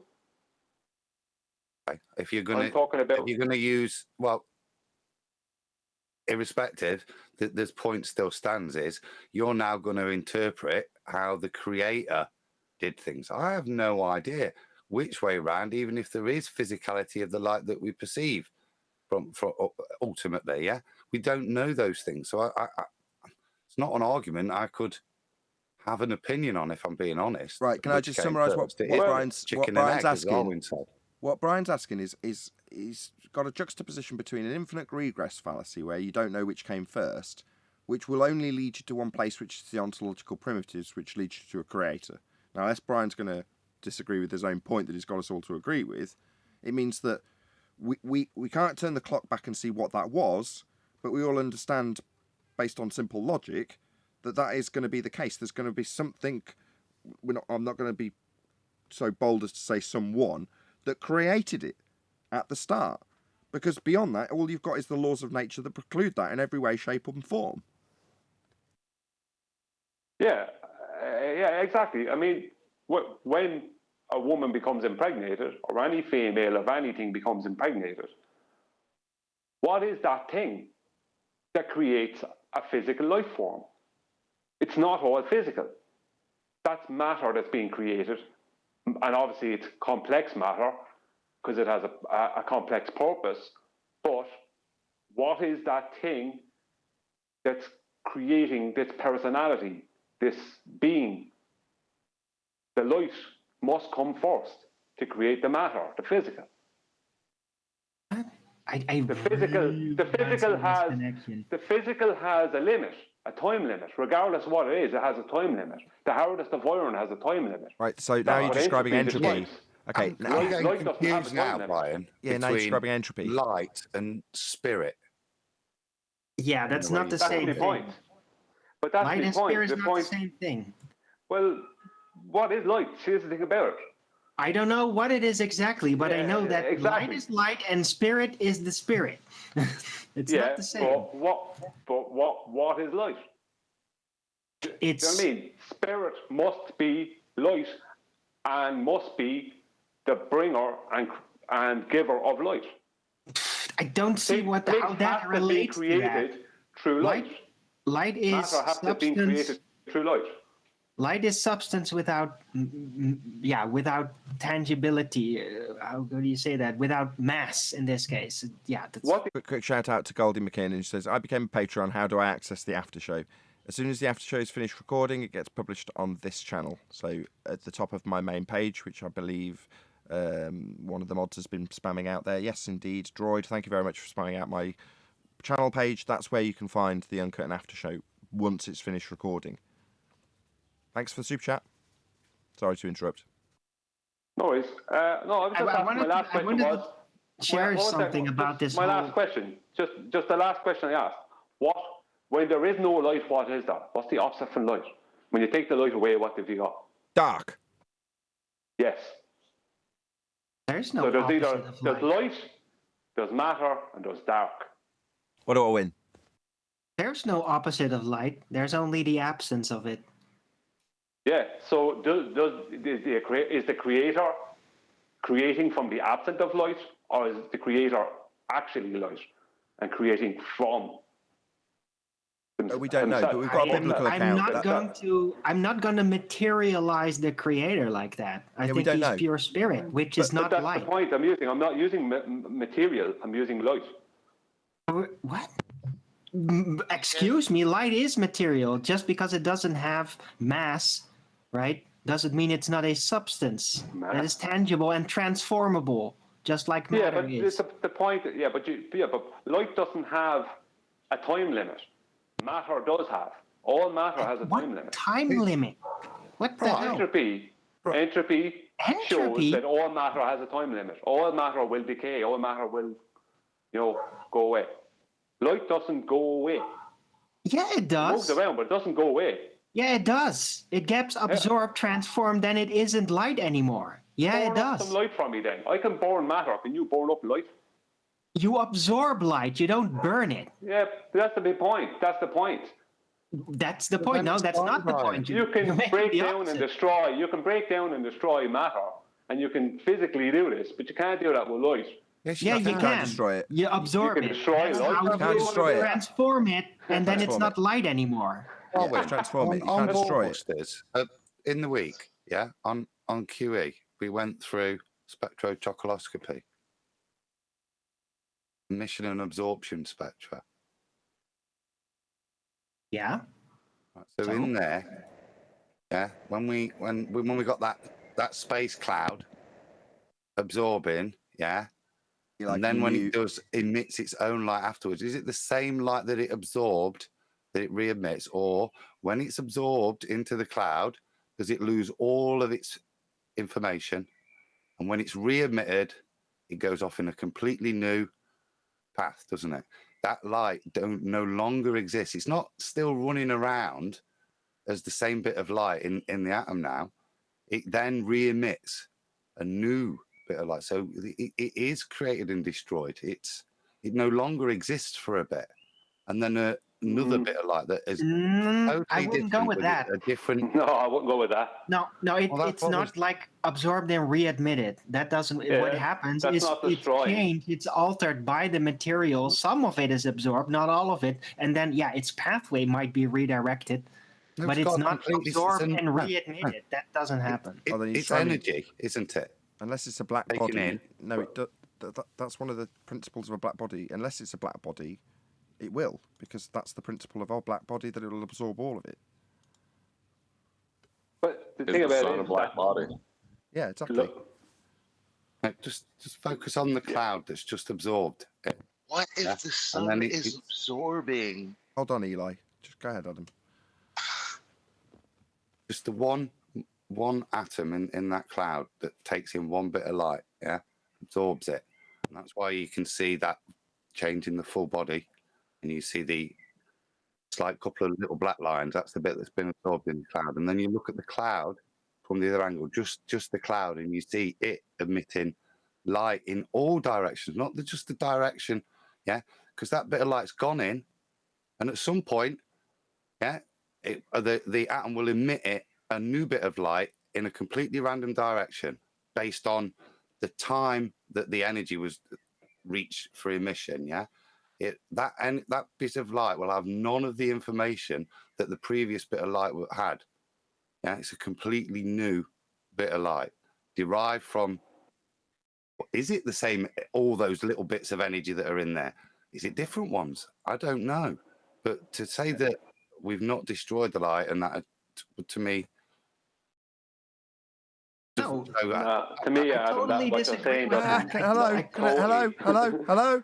Can I just hear Adam's last conclusory words? Go ahead, Adam. Last couple of words. Then I'm going to round out the live show. So to me, with that understanding, I can't see the conservation of light there in that mechanism.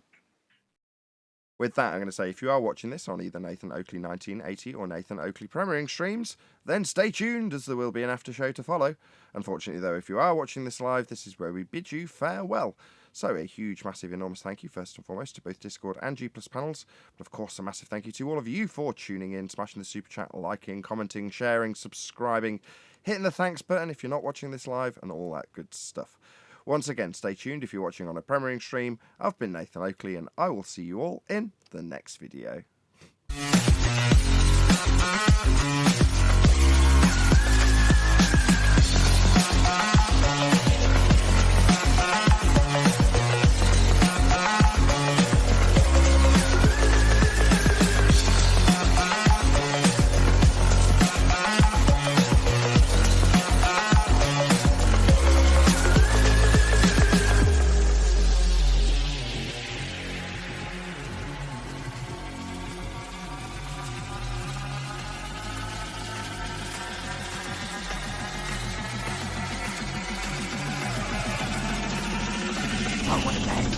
What a lovely day!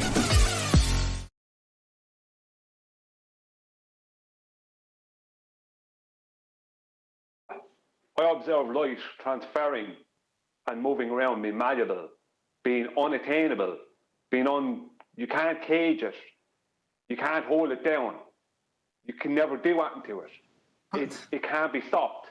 But matter, you can do all kinds of stuff to matter.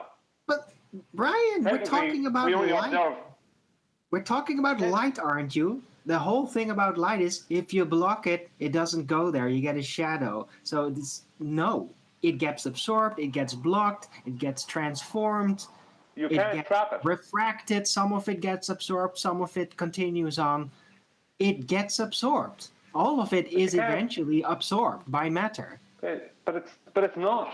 It transfers. Yeah, it is. It's not. If it's absorbed, it would just go away forever. It does. It transfers. It's malleable. It changes its form. It's like okay. We've heard this a few times. So hold on. Your original point was in regards to life and death, though, wasn't it, Brian? So how do you tie this back into life and death in terms of the spirit and your light living on forever, or however you're going to associate it? Well, my point was originally, Nathan, that light is something that is what's the word I'm looking for? It's, when something is infinite or something is immortal. Light is immortal. But is matter immortal? I mean, what's matter? Do you know what I mean? What do you mean? If you were going to live forever, matter is not going to help you out there because matter, your body will turn into a corpse. You know what I mean? It's light attenuation. Light is not immortal. What do you call when the sun sets and you got to wait for it to come back around to? Like it's what I don't get. I don't think he's talking about sunsets. Sorry, hold on. I think Brian's a little blinded. No. What I'm saying, when I say sunset, I'm talking about the fact that the light doesn't just exist forever or change into something else unless it's changing into darkness. Unless light is darkness, then what do you mean? That's just less light. But that's just less light. You can't trap light. You can't hold it. How does that? You can't. Brian. What does that? Brian, hold on, Alwyn. Brian, how does that link back to life and death? I mean, unless I'm made of light in my brain, I don't see the association. It leads back to your spirit, your soul. That your spirit, your soul is pure light. That it's not matter. It's not physical. Your body is physical. Your body's like That's what I'm talking about. Who says my spirit or soul is light? I do. Okay. I wanted to mention earlier, didn't get to do it on the live show, that there is this thing going around. I haven't tested it myself. That apparently the soul of somebody that, the body of somebody that might have died, their soul actually does allegedly weigh something because What a the load of body at a bollocks. very specific point weighs less. Might be just a rumor. Oh, a load of but bollocks. I thought, I thought it was relevant in this case because Brian thinks that it's light. Light doesn't have mass; it's eternal. Well, there is a claim of I know change. that claim, Arwen. Right. Okay. I know that claim, but I mean that's not verified to be anything. That's just a claim. Your idea isn't verified to be anything either. He's disclaimed that. We're not here to rip him a new one based on his belief in that regard. He's disclaimed that. All right, I just Fair wanted to enough. clarify. Yeah, he clarified it immediately. Well, fair enough. Not to make light of the subject, but can we talk about that pilot yesterday? Yeah, if you like. Yeah, I thought one of the most interesting parts of the debate, which I caught because I can't catch it all, so I can't wait for the re-airing of the show, was when you said Earth is spinning towards you when you're leaving Charlotte on a plane going towards LA. And he made it sound like there's no consequences of Earth coming to him from west to east as he's flying east to west. So you gave a number of something in the area of 800 miles per hour at that latitude, that in their model, Earth is spinning towards the pilot as the pilot's going towards LA. And he felt like him going over 500 miles towards LA and Earth, or LA in this case, coming towards him at greater speed, that would have no consequence on flight times. I thought that was so epic because it isn't an anti-flat earther in a sense, but it's an anti-flat earther who's a pilot. And the audience is going to see this guy's crazy because he wanted to take away any consequence of those two things. Yeah, that is the definition of Coriolis effect, cognitive dissonance, right? Holding two positions that are mutually exclusive at the same time while your cognition battles over them. You can't hold both those positions simultaneously, can you? You can't have Earth turning under a bullet and Earth not turning under a plane, but that's what he's got to do. You can if you're really good at doublespeak. See, for him, there can't be consequences because he believes the Earth is a globe that's rotating, but that also means that what he experiences in reality has to be what would be experienced on a rotating globe. So it can't have consequences, like Nathan pointed out, because if it did, or because it doesn't happen. You know what I mean? It doesn't happen. So that means that has to be what would happen on a rotating globe. What Nathan pointed out is what would really happen on a rotating globe. Well, and he has to deny that. Let me give an example of what I was thinking of.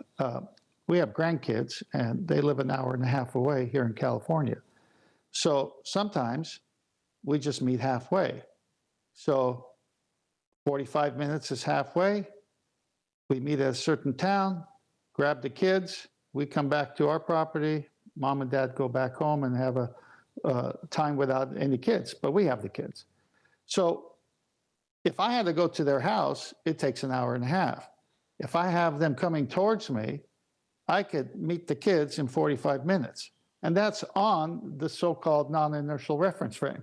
Now, when you got something up in the air, right, in the inertial reference frame, and the grandkids are coming to you on the non-inertial reference frame, it's the same thing. I mean, I don't get it.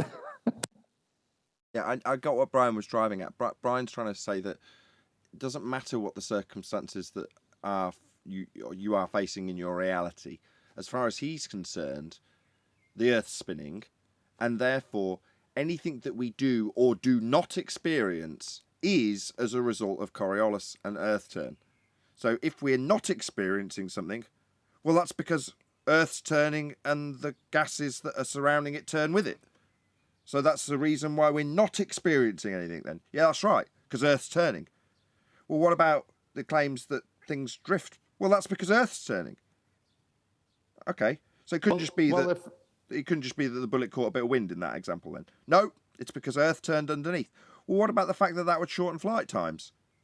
Well, no, that wouldn't happen.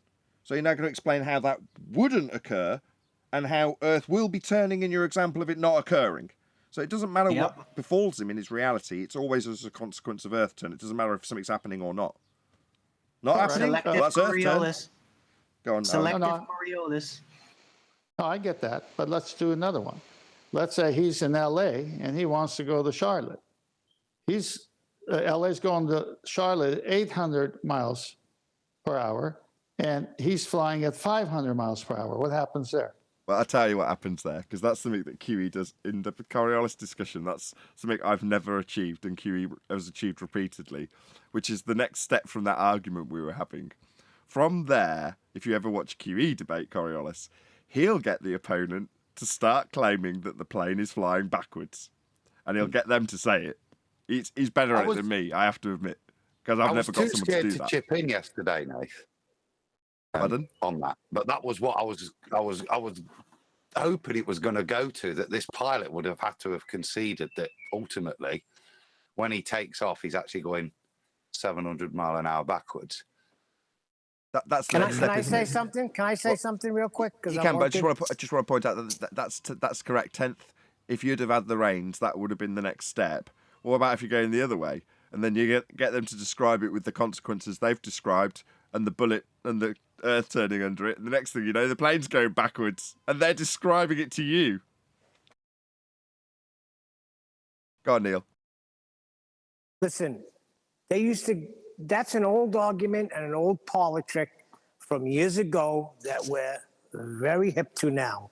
They used to say, oh, Earth and atmosphere spin together. Conservation of angular momentum. Conservation of momentum.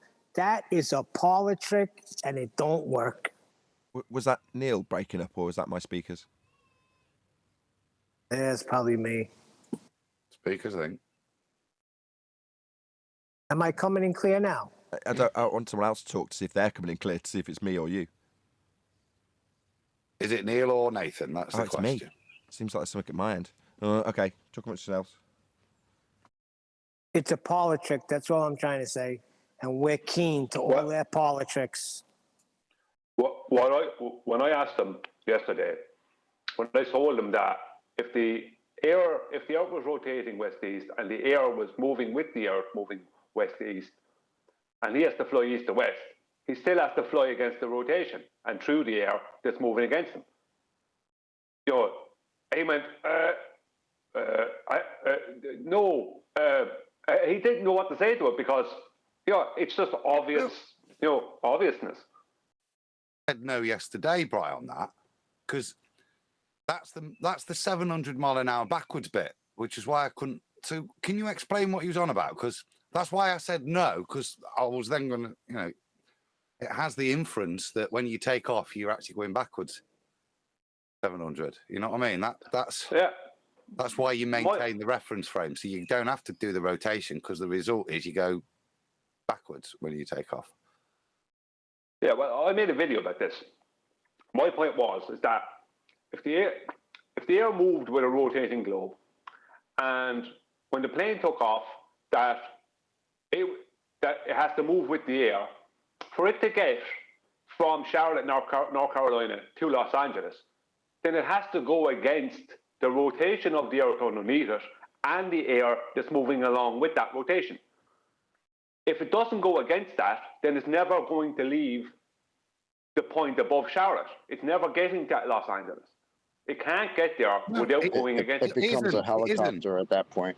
It's going, right, it's going 700 miles an hour backwards, but the Earth and all the air around it is going 1,000 miles an hour backwards. Yeah? So it's not going anywhere. It's going backwards. But the Earth's going backwards quicker. So that's how it gets to Charlottesville. No, my point was, when I made that video, was that even within that claim, for the plane to get from Charlotte, North Carolina to Los Angeles, it still has to go against the rotation, which means even within that claim, we still would observe the Coriolis effect from the surface of Earth. And we still would have shorter flight times because there's no way for that plane to leave Charlotte, North Carolina, whether the air is moving with a rotating globe or is not moving with a rotating globe. If the Earth is a rotating globe, then for that plane to go from Charlotte, North Carolina to Los Angeles, then it's going to make it in an hour and a half, and it's going to be going against the rotation, whether the air is moving with the rotation or not. There is no way around that. And that was my point with it. Otherwise, it's never going anywhere. It's not reaching Los Angeles. They're both going backwards. And that guy understood that, because I think I asked him again, like, do you not think that an object and a destination that are traveling towards each other, wouldn't that be significantly faster than just the object just flying towards the destination? I mean, if your destination is coming to you while you're going to it, that's faster than you just going to the destination. Like, a kid could figure that out. Ridiculous. He killed his own argument. Hold on, Brian. Not only that, you could demonstrate that. I mean, you could rig up something where you could demonstrate it. Jeez. Yeah, well, it's easily demonstrated. You can demonstrate it in your own mind even. It's just logic, you know. You can't go from A to B unless, you know, you can't, under those circumstances that they claim, you still have to go against the rotation of the Earth underneath you under those circumstances. So you're still going to see the Coriolis effect. There's no way out of it. But you don't want to go from A to B. No, you've not got two reference frames. You've got one. There is no Coriolis at this point. Yeah, so they're never going to reach Los Angeles. They've made the statement that the air is lockstep with the ground, so you no longer have two reference frames. You've only got one. Okay. Yeah, but then the plane can't go against the rotation. It can't be. We can't leave. It can't leave Charlotte, North Carolina. It can never get to Los Angeles. No, but the consequence of that claim is that what's happening is when the plane's going forwards 300 miles an hour, the net result of their claim of the dynamics of where they say they work it is it's traveling 700 miles an hour backwards, whilst the earth and the wind are traveling 1,000 miles an hour backwards. But there is no separate reference frames in this claim for Coriolis to be exerted in, because the first initial statement is they're in lockstepness. So you can't. Well, there is, but so there is. You can't exhibit it unless you've got two different reference frames, and the primary is there's one. You do have two separate reference frames, because the airplane is a reference frame at that point, because the airplane is moving independent of the Earth underneath it. So if the airplane is moving at whatever miles per hour east to west, and the air and the Earth underneath it are moving west to east at a particular speed, there is no way for the airplane to get from Charlotte, North Carolina to Los Angeles without going against the rotation. You've just made the aeroplane a reference frame. You can't do that. Yeah, you can't do that. It's travelling through the inertial reference frame. It's not the reference frame. But sure, but Adam, you're missing the point. For the airplane to get from Charlotte, North Carolina to Los Angeles, it has to fly over that land, or across east to west, across Los Angeles. This plane doesn't. There is no way. But the air moving with the air moving at 15 degrees an hour west to east means the plane has to fly against that to get to Los Angeles. Otherwise, it's never getting to Los Angeles. In one reference frame. But sure, you can't have one. You're missing the point. Once that plane takes off, it can never get to Los Angeles unless it goes against the rotation. It's not going against. It's going 700 miles an hour backwards, and the ground's going 1,000 miles an hour backwards. That's it. That's their claim. If the air is moving with one reference frame, so everything's going backwards. Yeah, but also within that one reference frame, the plane's going forwards in that one reference frame 300. The net result, yeah, this is their claim. It's killing me to argue it. But in this, and this is their weakness again, because to do this, there's only one reference frame. My point, their initial point of this statement in this claim is they're negating Coriolis straight away because they're saying there's only one reference frame. It's in lockstepness. So they're also negating the plane wind. can never go on. But they're also negating wind. You know, wind is a thing, right? Air just doesn't sit on top of the earth where it is. Wind is a thing, and it moves in all directions.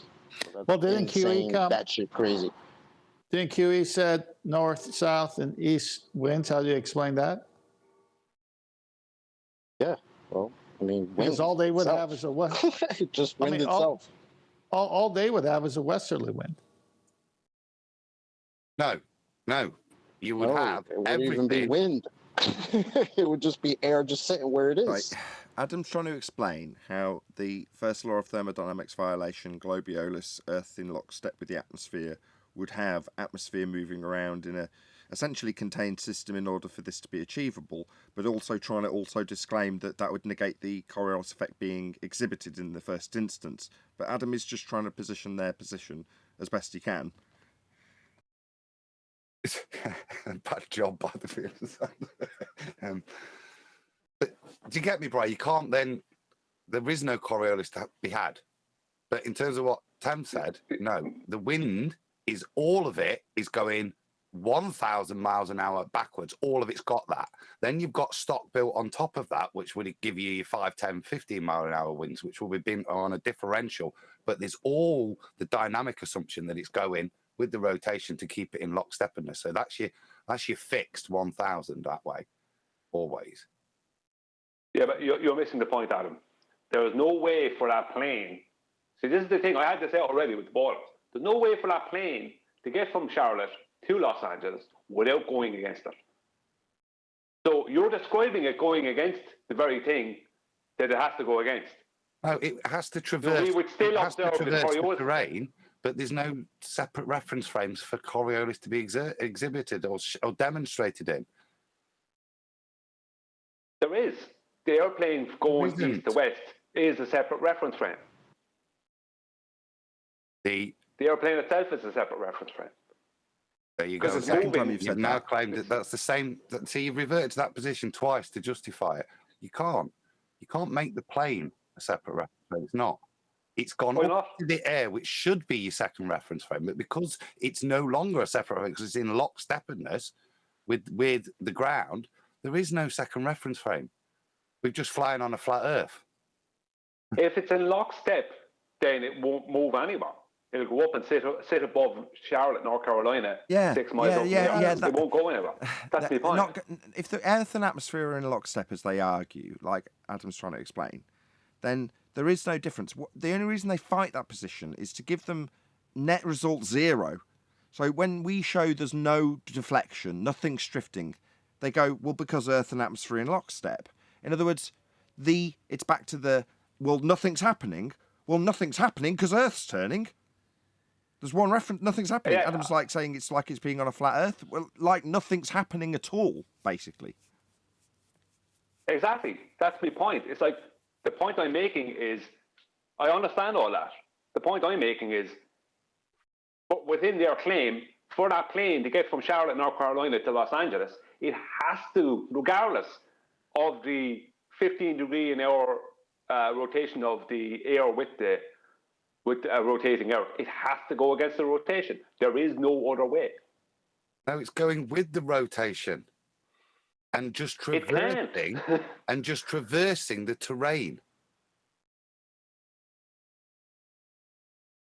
If it's traversing the terrain and it's not connected to the terrain, it has to go against the rotation. There is no way around it. That's correct. But their rebuttal is to say it's all in lockstep. From that, are you? Their rebuttal is to say it's all in lockstep to take you away from their globe need for there to be an effect. They're saying the reason there is no effect that we are claiming, And you're refuting that. You're saying, no, there would be an effect. Earth would be turning underneath it, would shorten the flight times. You can't get around that, no matter how you describe it. And you're right. But the reason they describe it in the way they do, even though they're wrong, and you're right in how wrong they are, Brian, is so that there's no net effect to experience. Yeah, but see, that's my point. If the plane is going 700 miles an hour backwards, then it can't, if it's been brought 700 miles an hour backwards, then it can't fly forwards without going against the rotation. But picture it on a string, right? From the ball, it's stuck spinning on that string, and that's why there's no effect east or west, like you're saying. Yeah, going with the whole spin. It can't fly east to west without going against the rotation. It can be brought along with the rotation, but that means it's not going anywhere. To go east to west, it has to. Right. But you understand that there's no Coriolis will be observed because...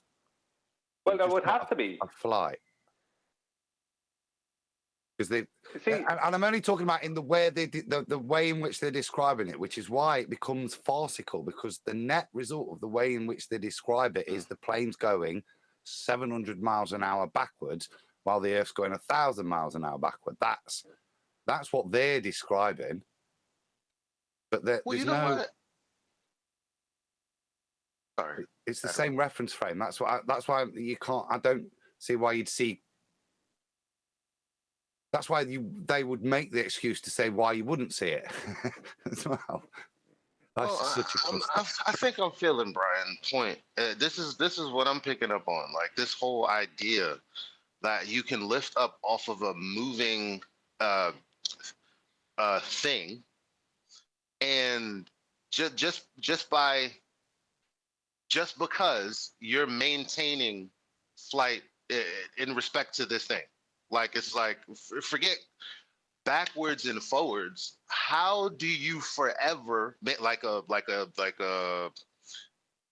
let's say what is it, a drone or a hot air balloon or anything that can hover above the surface?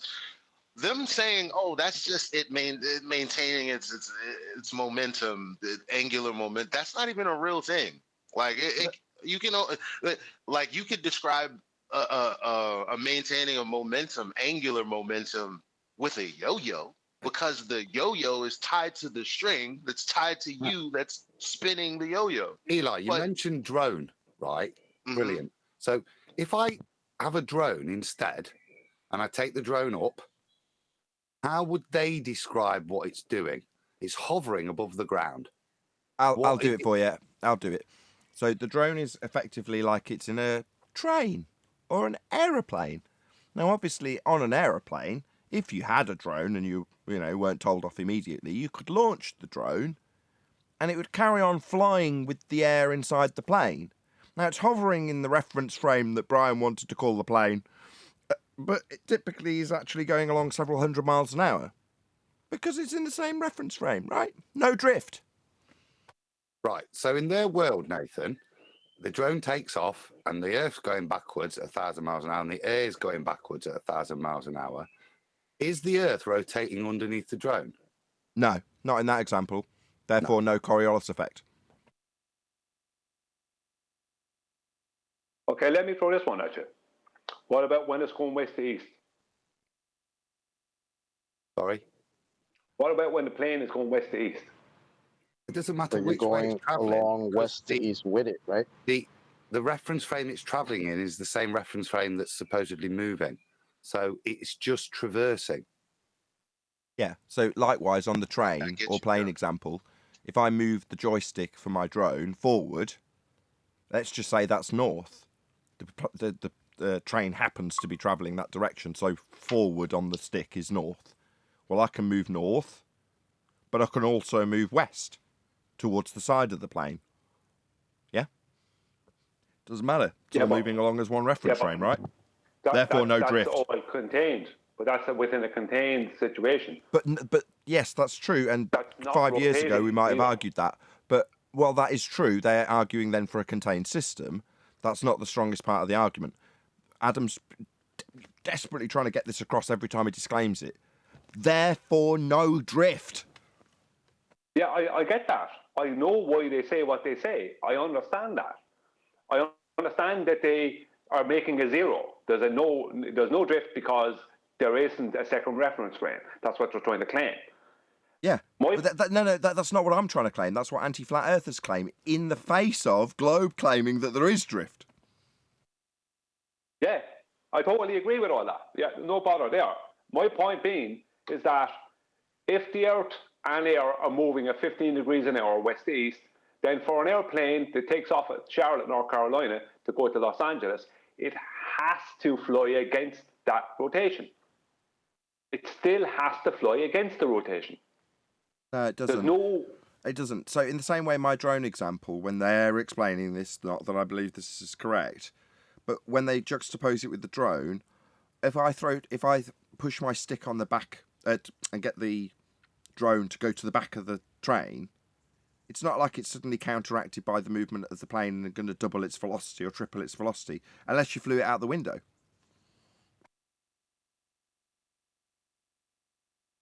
I would like to say that, you guys are admirably demonstrating why no one will ever stick me on a non-inertial turning reference frame without a radius value ever again.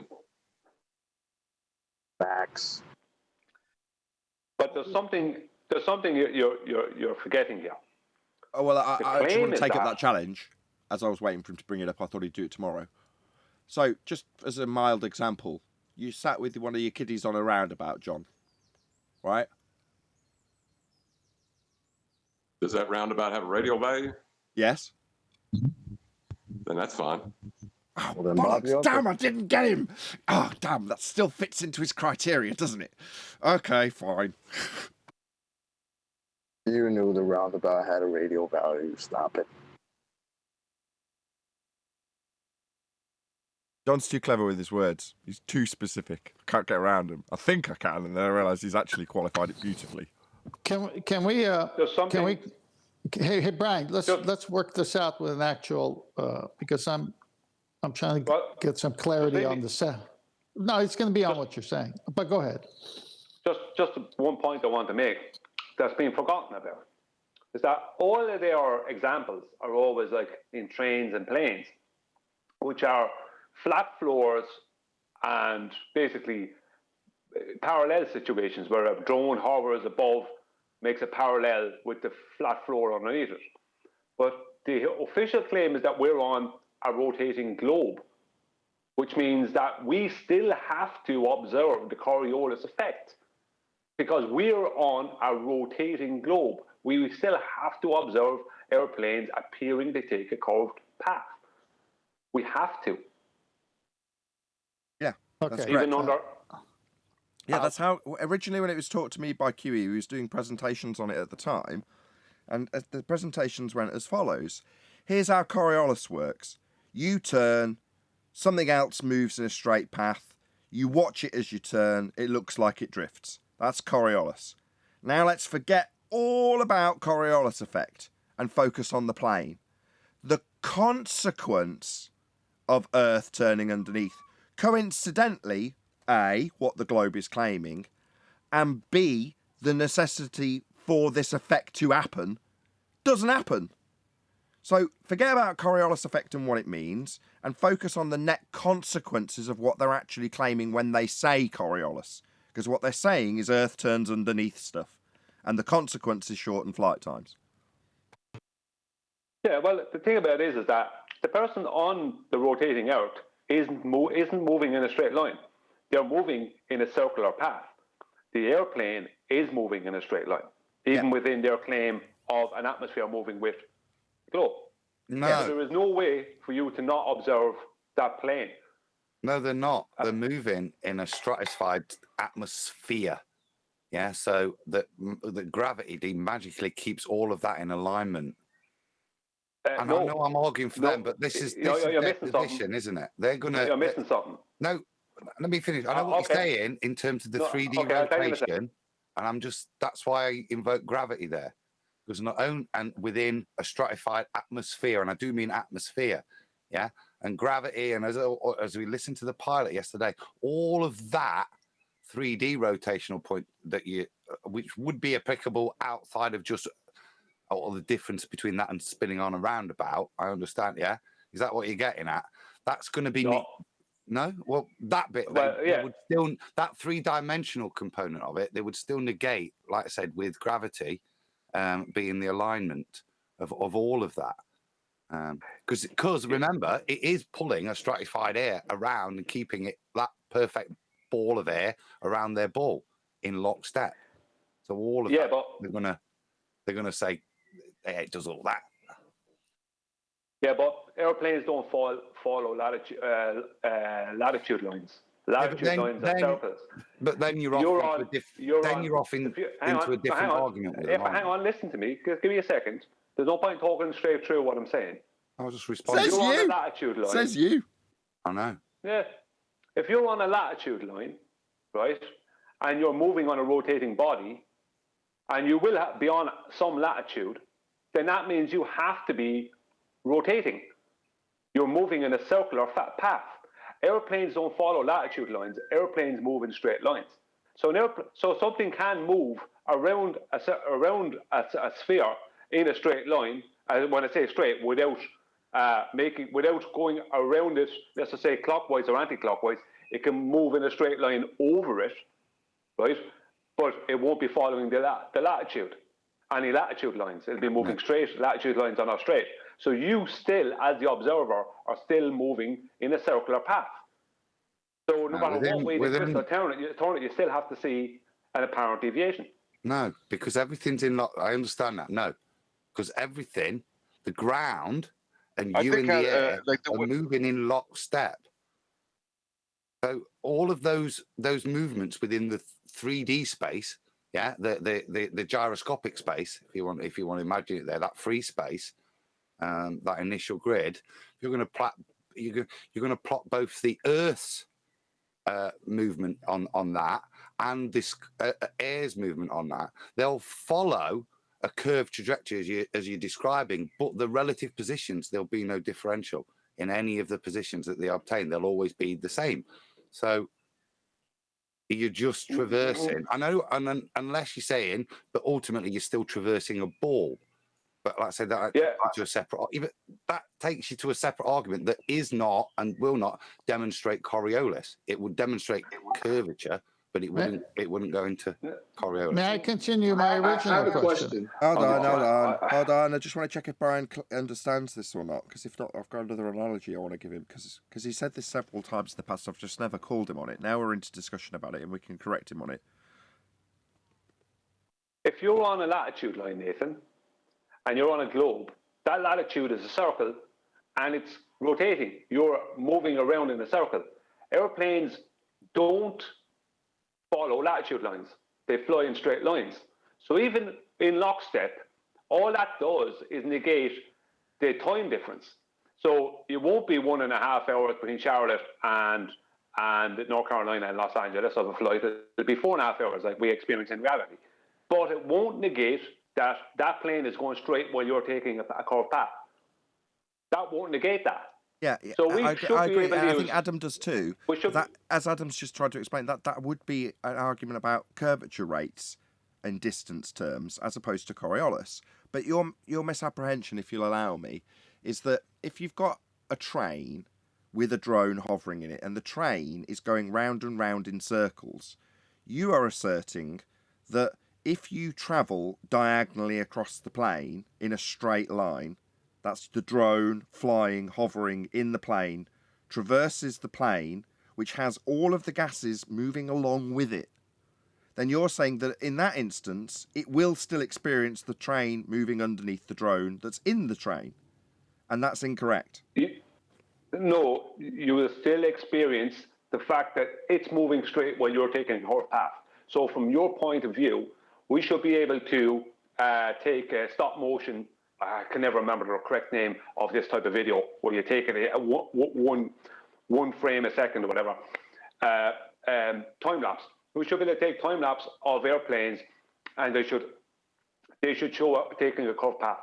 No, I agree. If that was reality. No, because I agree. We are supposed to be taking a circular path. Brian, I agree. But you're putting that assertion, which is the original globe claim of Coriolis drift that we should see, and you're right. If we're on a globe and we're turning beneath, as they claim, we'd have Coriolis drift. That's what we'd see, and you're saying you should see that. But you're also saying we should see it after they then remove all Coriolis drift altogether, because we're not experiencing it, and say that Earth is akin to the train with the drone in it. And when Earth is akin to the train with the drone in it, the only overriding point is that that position leaves them with no Coriolis effect.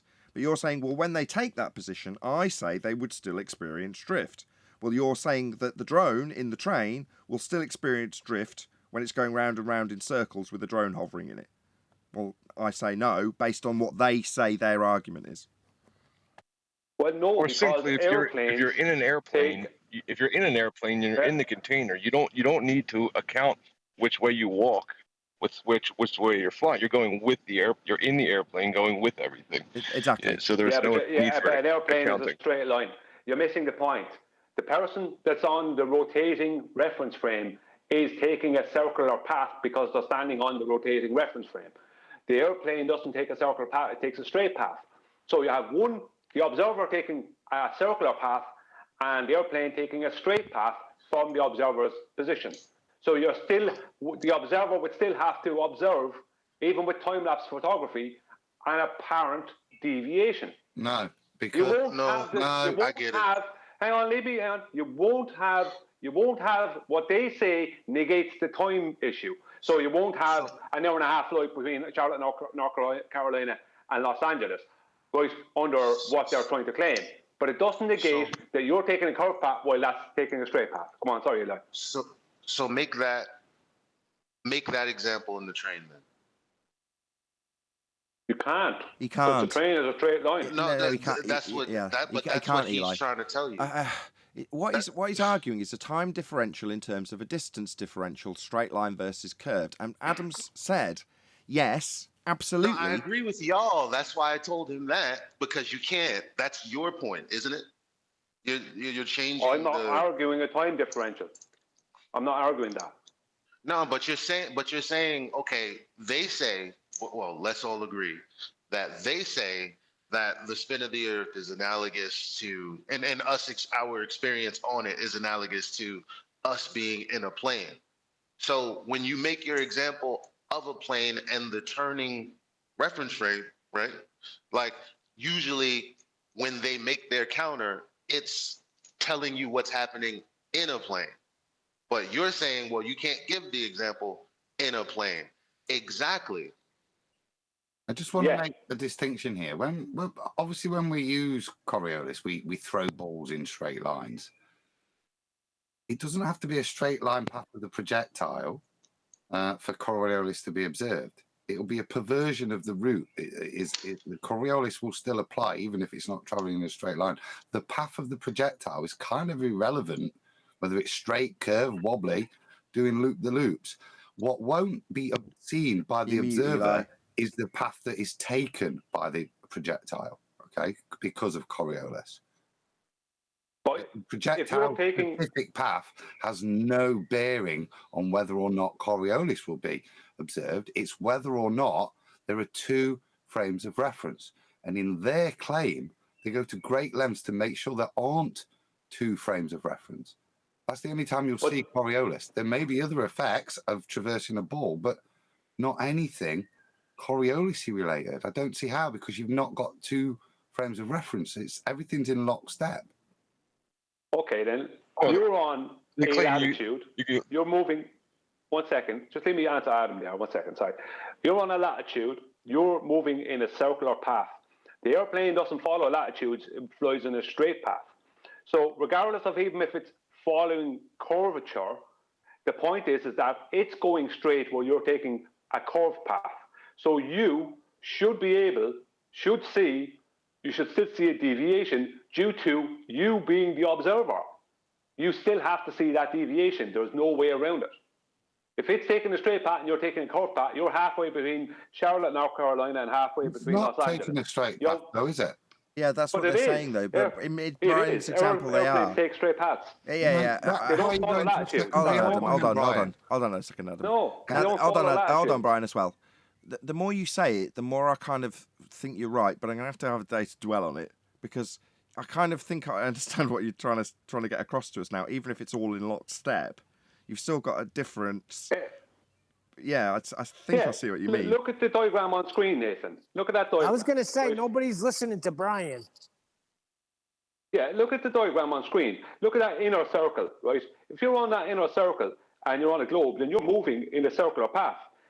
If the plane is going from that corner where it says zenith over to the opposite corner, that's moving in a straight path. So you're moving in a circular path while the plane is moving above you in a straight path. So you have to see a deviation.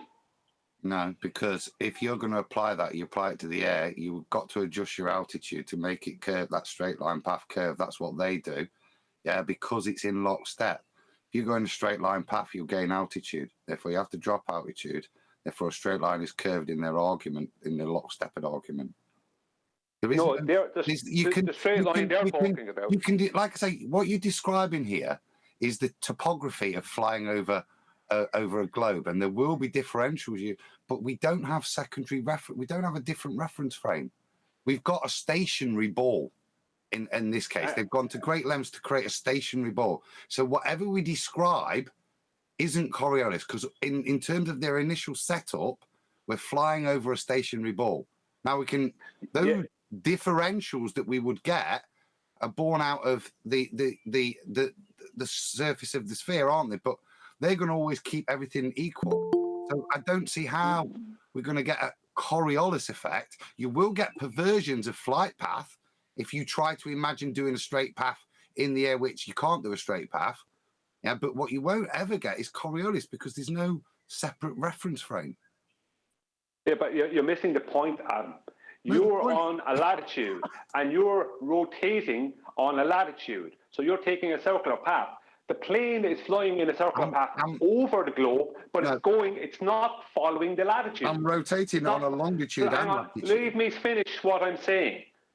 Planes don't follow latitude. In reality, planes fly straight lines. Right. You're on a latitude, so you're rotating on that latitude. No, I'm not, because it's not real. Yes, I can't rotate over something that's not real. I'm rotating over the piece of land that's underneath stepping on what I'm saying. You're just coming in, stepping on me again. Leave me finish what I'm saying. You're strawmanning me. You're not understanding what I'm saying. Hold on. Stop, both of you stop. Both of you stop. Both of you stop.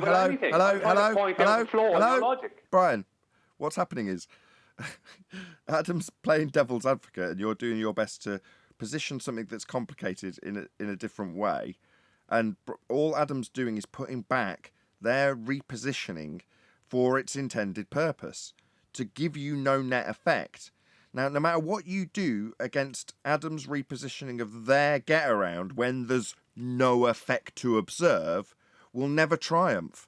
Because you're saying, when they go to great lengths to describe how they'll be and why there is no effect, there'd still be an effect.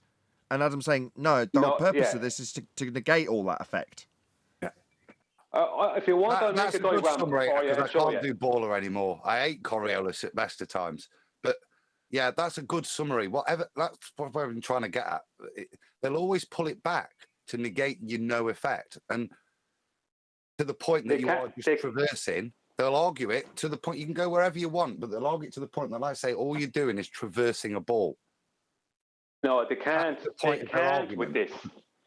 Which is why it's so brilliant. You're missing the point. No, let me just finish. This is my last point, because I'm not going to talk on it again. I'll let other people. But this is why it's so brilliant, and which is the first point we started with, because the only outcome, if they're doing that, which, you know, is what they'll always try to keep going back to. The only thing you can then say is, okay, so your plane's flying backwards at 700. Yeah, that's the actual reality of their claim. If they allow all of these things to be, which I've argued for, at great pain to my soul.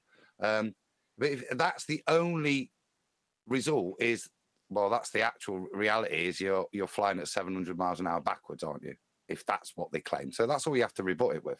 And there's no Coriolis effect, given that the original claim by the globe is that there will be drift, not the planes flying backwards with respect to the ground so that we don't see anything happen. There's no effect to observe, because the globe claims that we will observe the effect. 15 degrees an hour of drift is what we're supposed to see, but they're repositioning the fact that we don't see that drift with an explanation as to why we don't see that drift. And every explanation that comes your way as a result of that will be so that we can have an explanation for not seeing the very thing the globe claims we will, which is 15 degrees an hour of drift.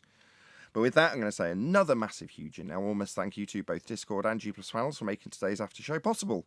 And of course, a massive thank you to all of you in either Nathan Oakley 1980 or Nathan Oakley Programming Streams for hopefully smashing the super chat, liking, commenting, sharing, subscribing, hitting the thanks button if you're watching after the fact, and all that good stuff.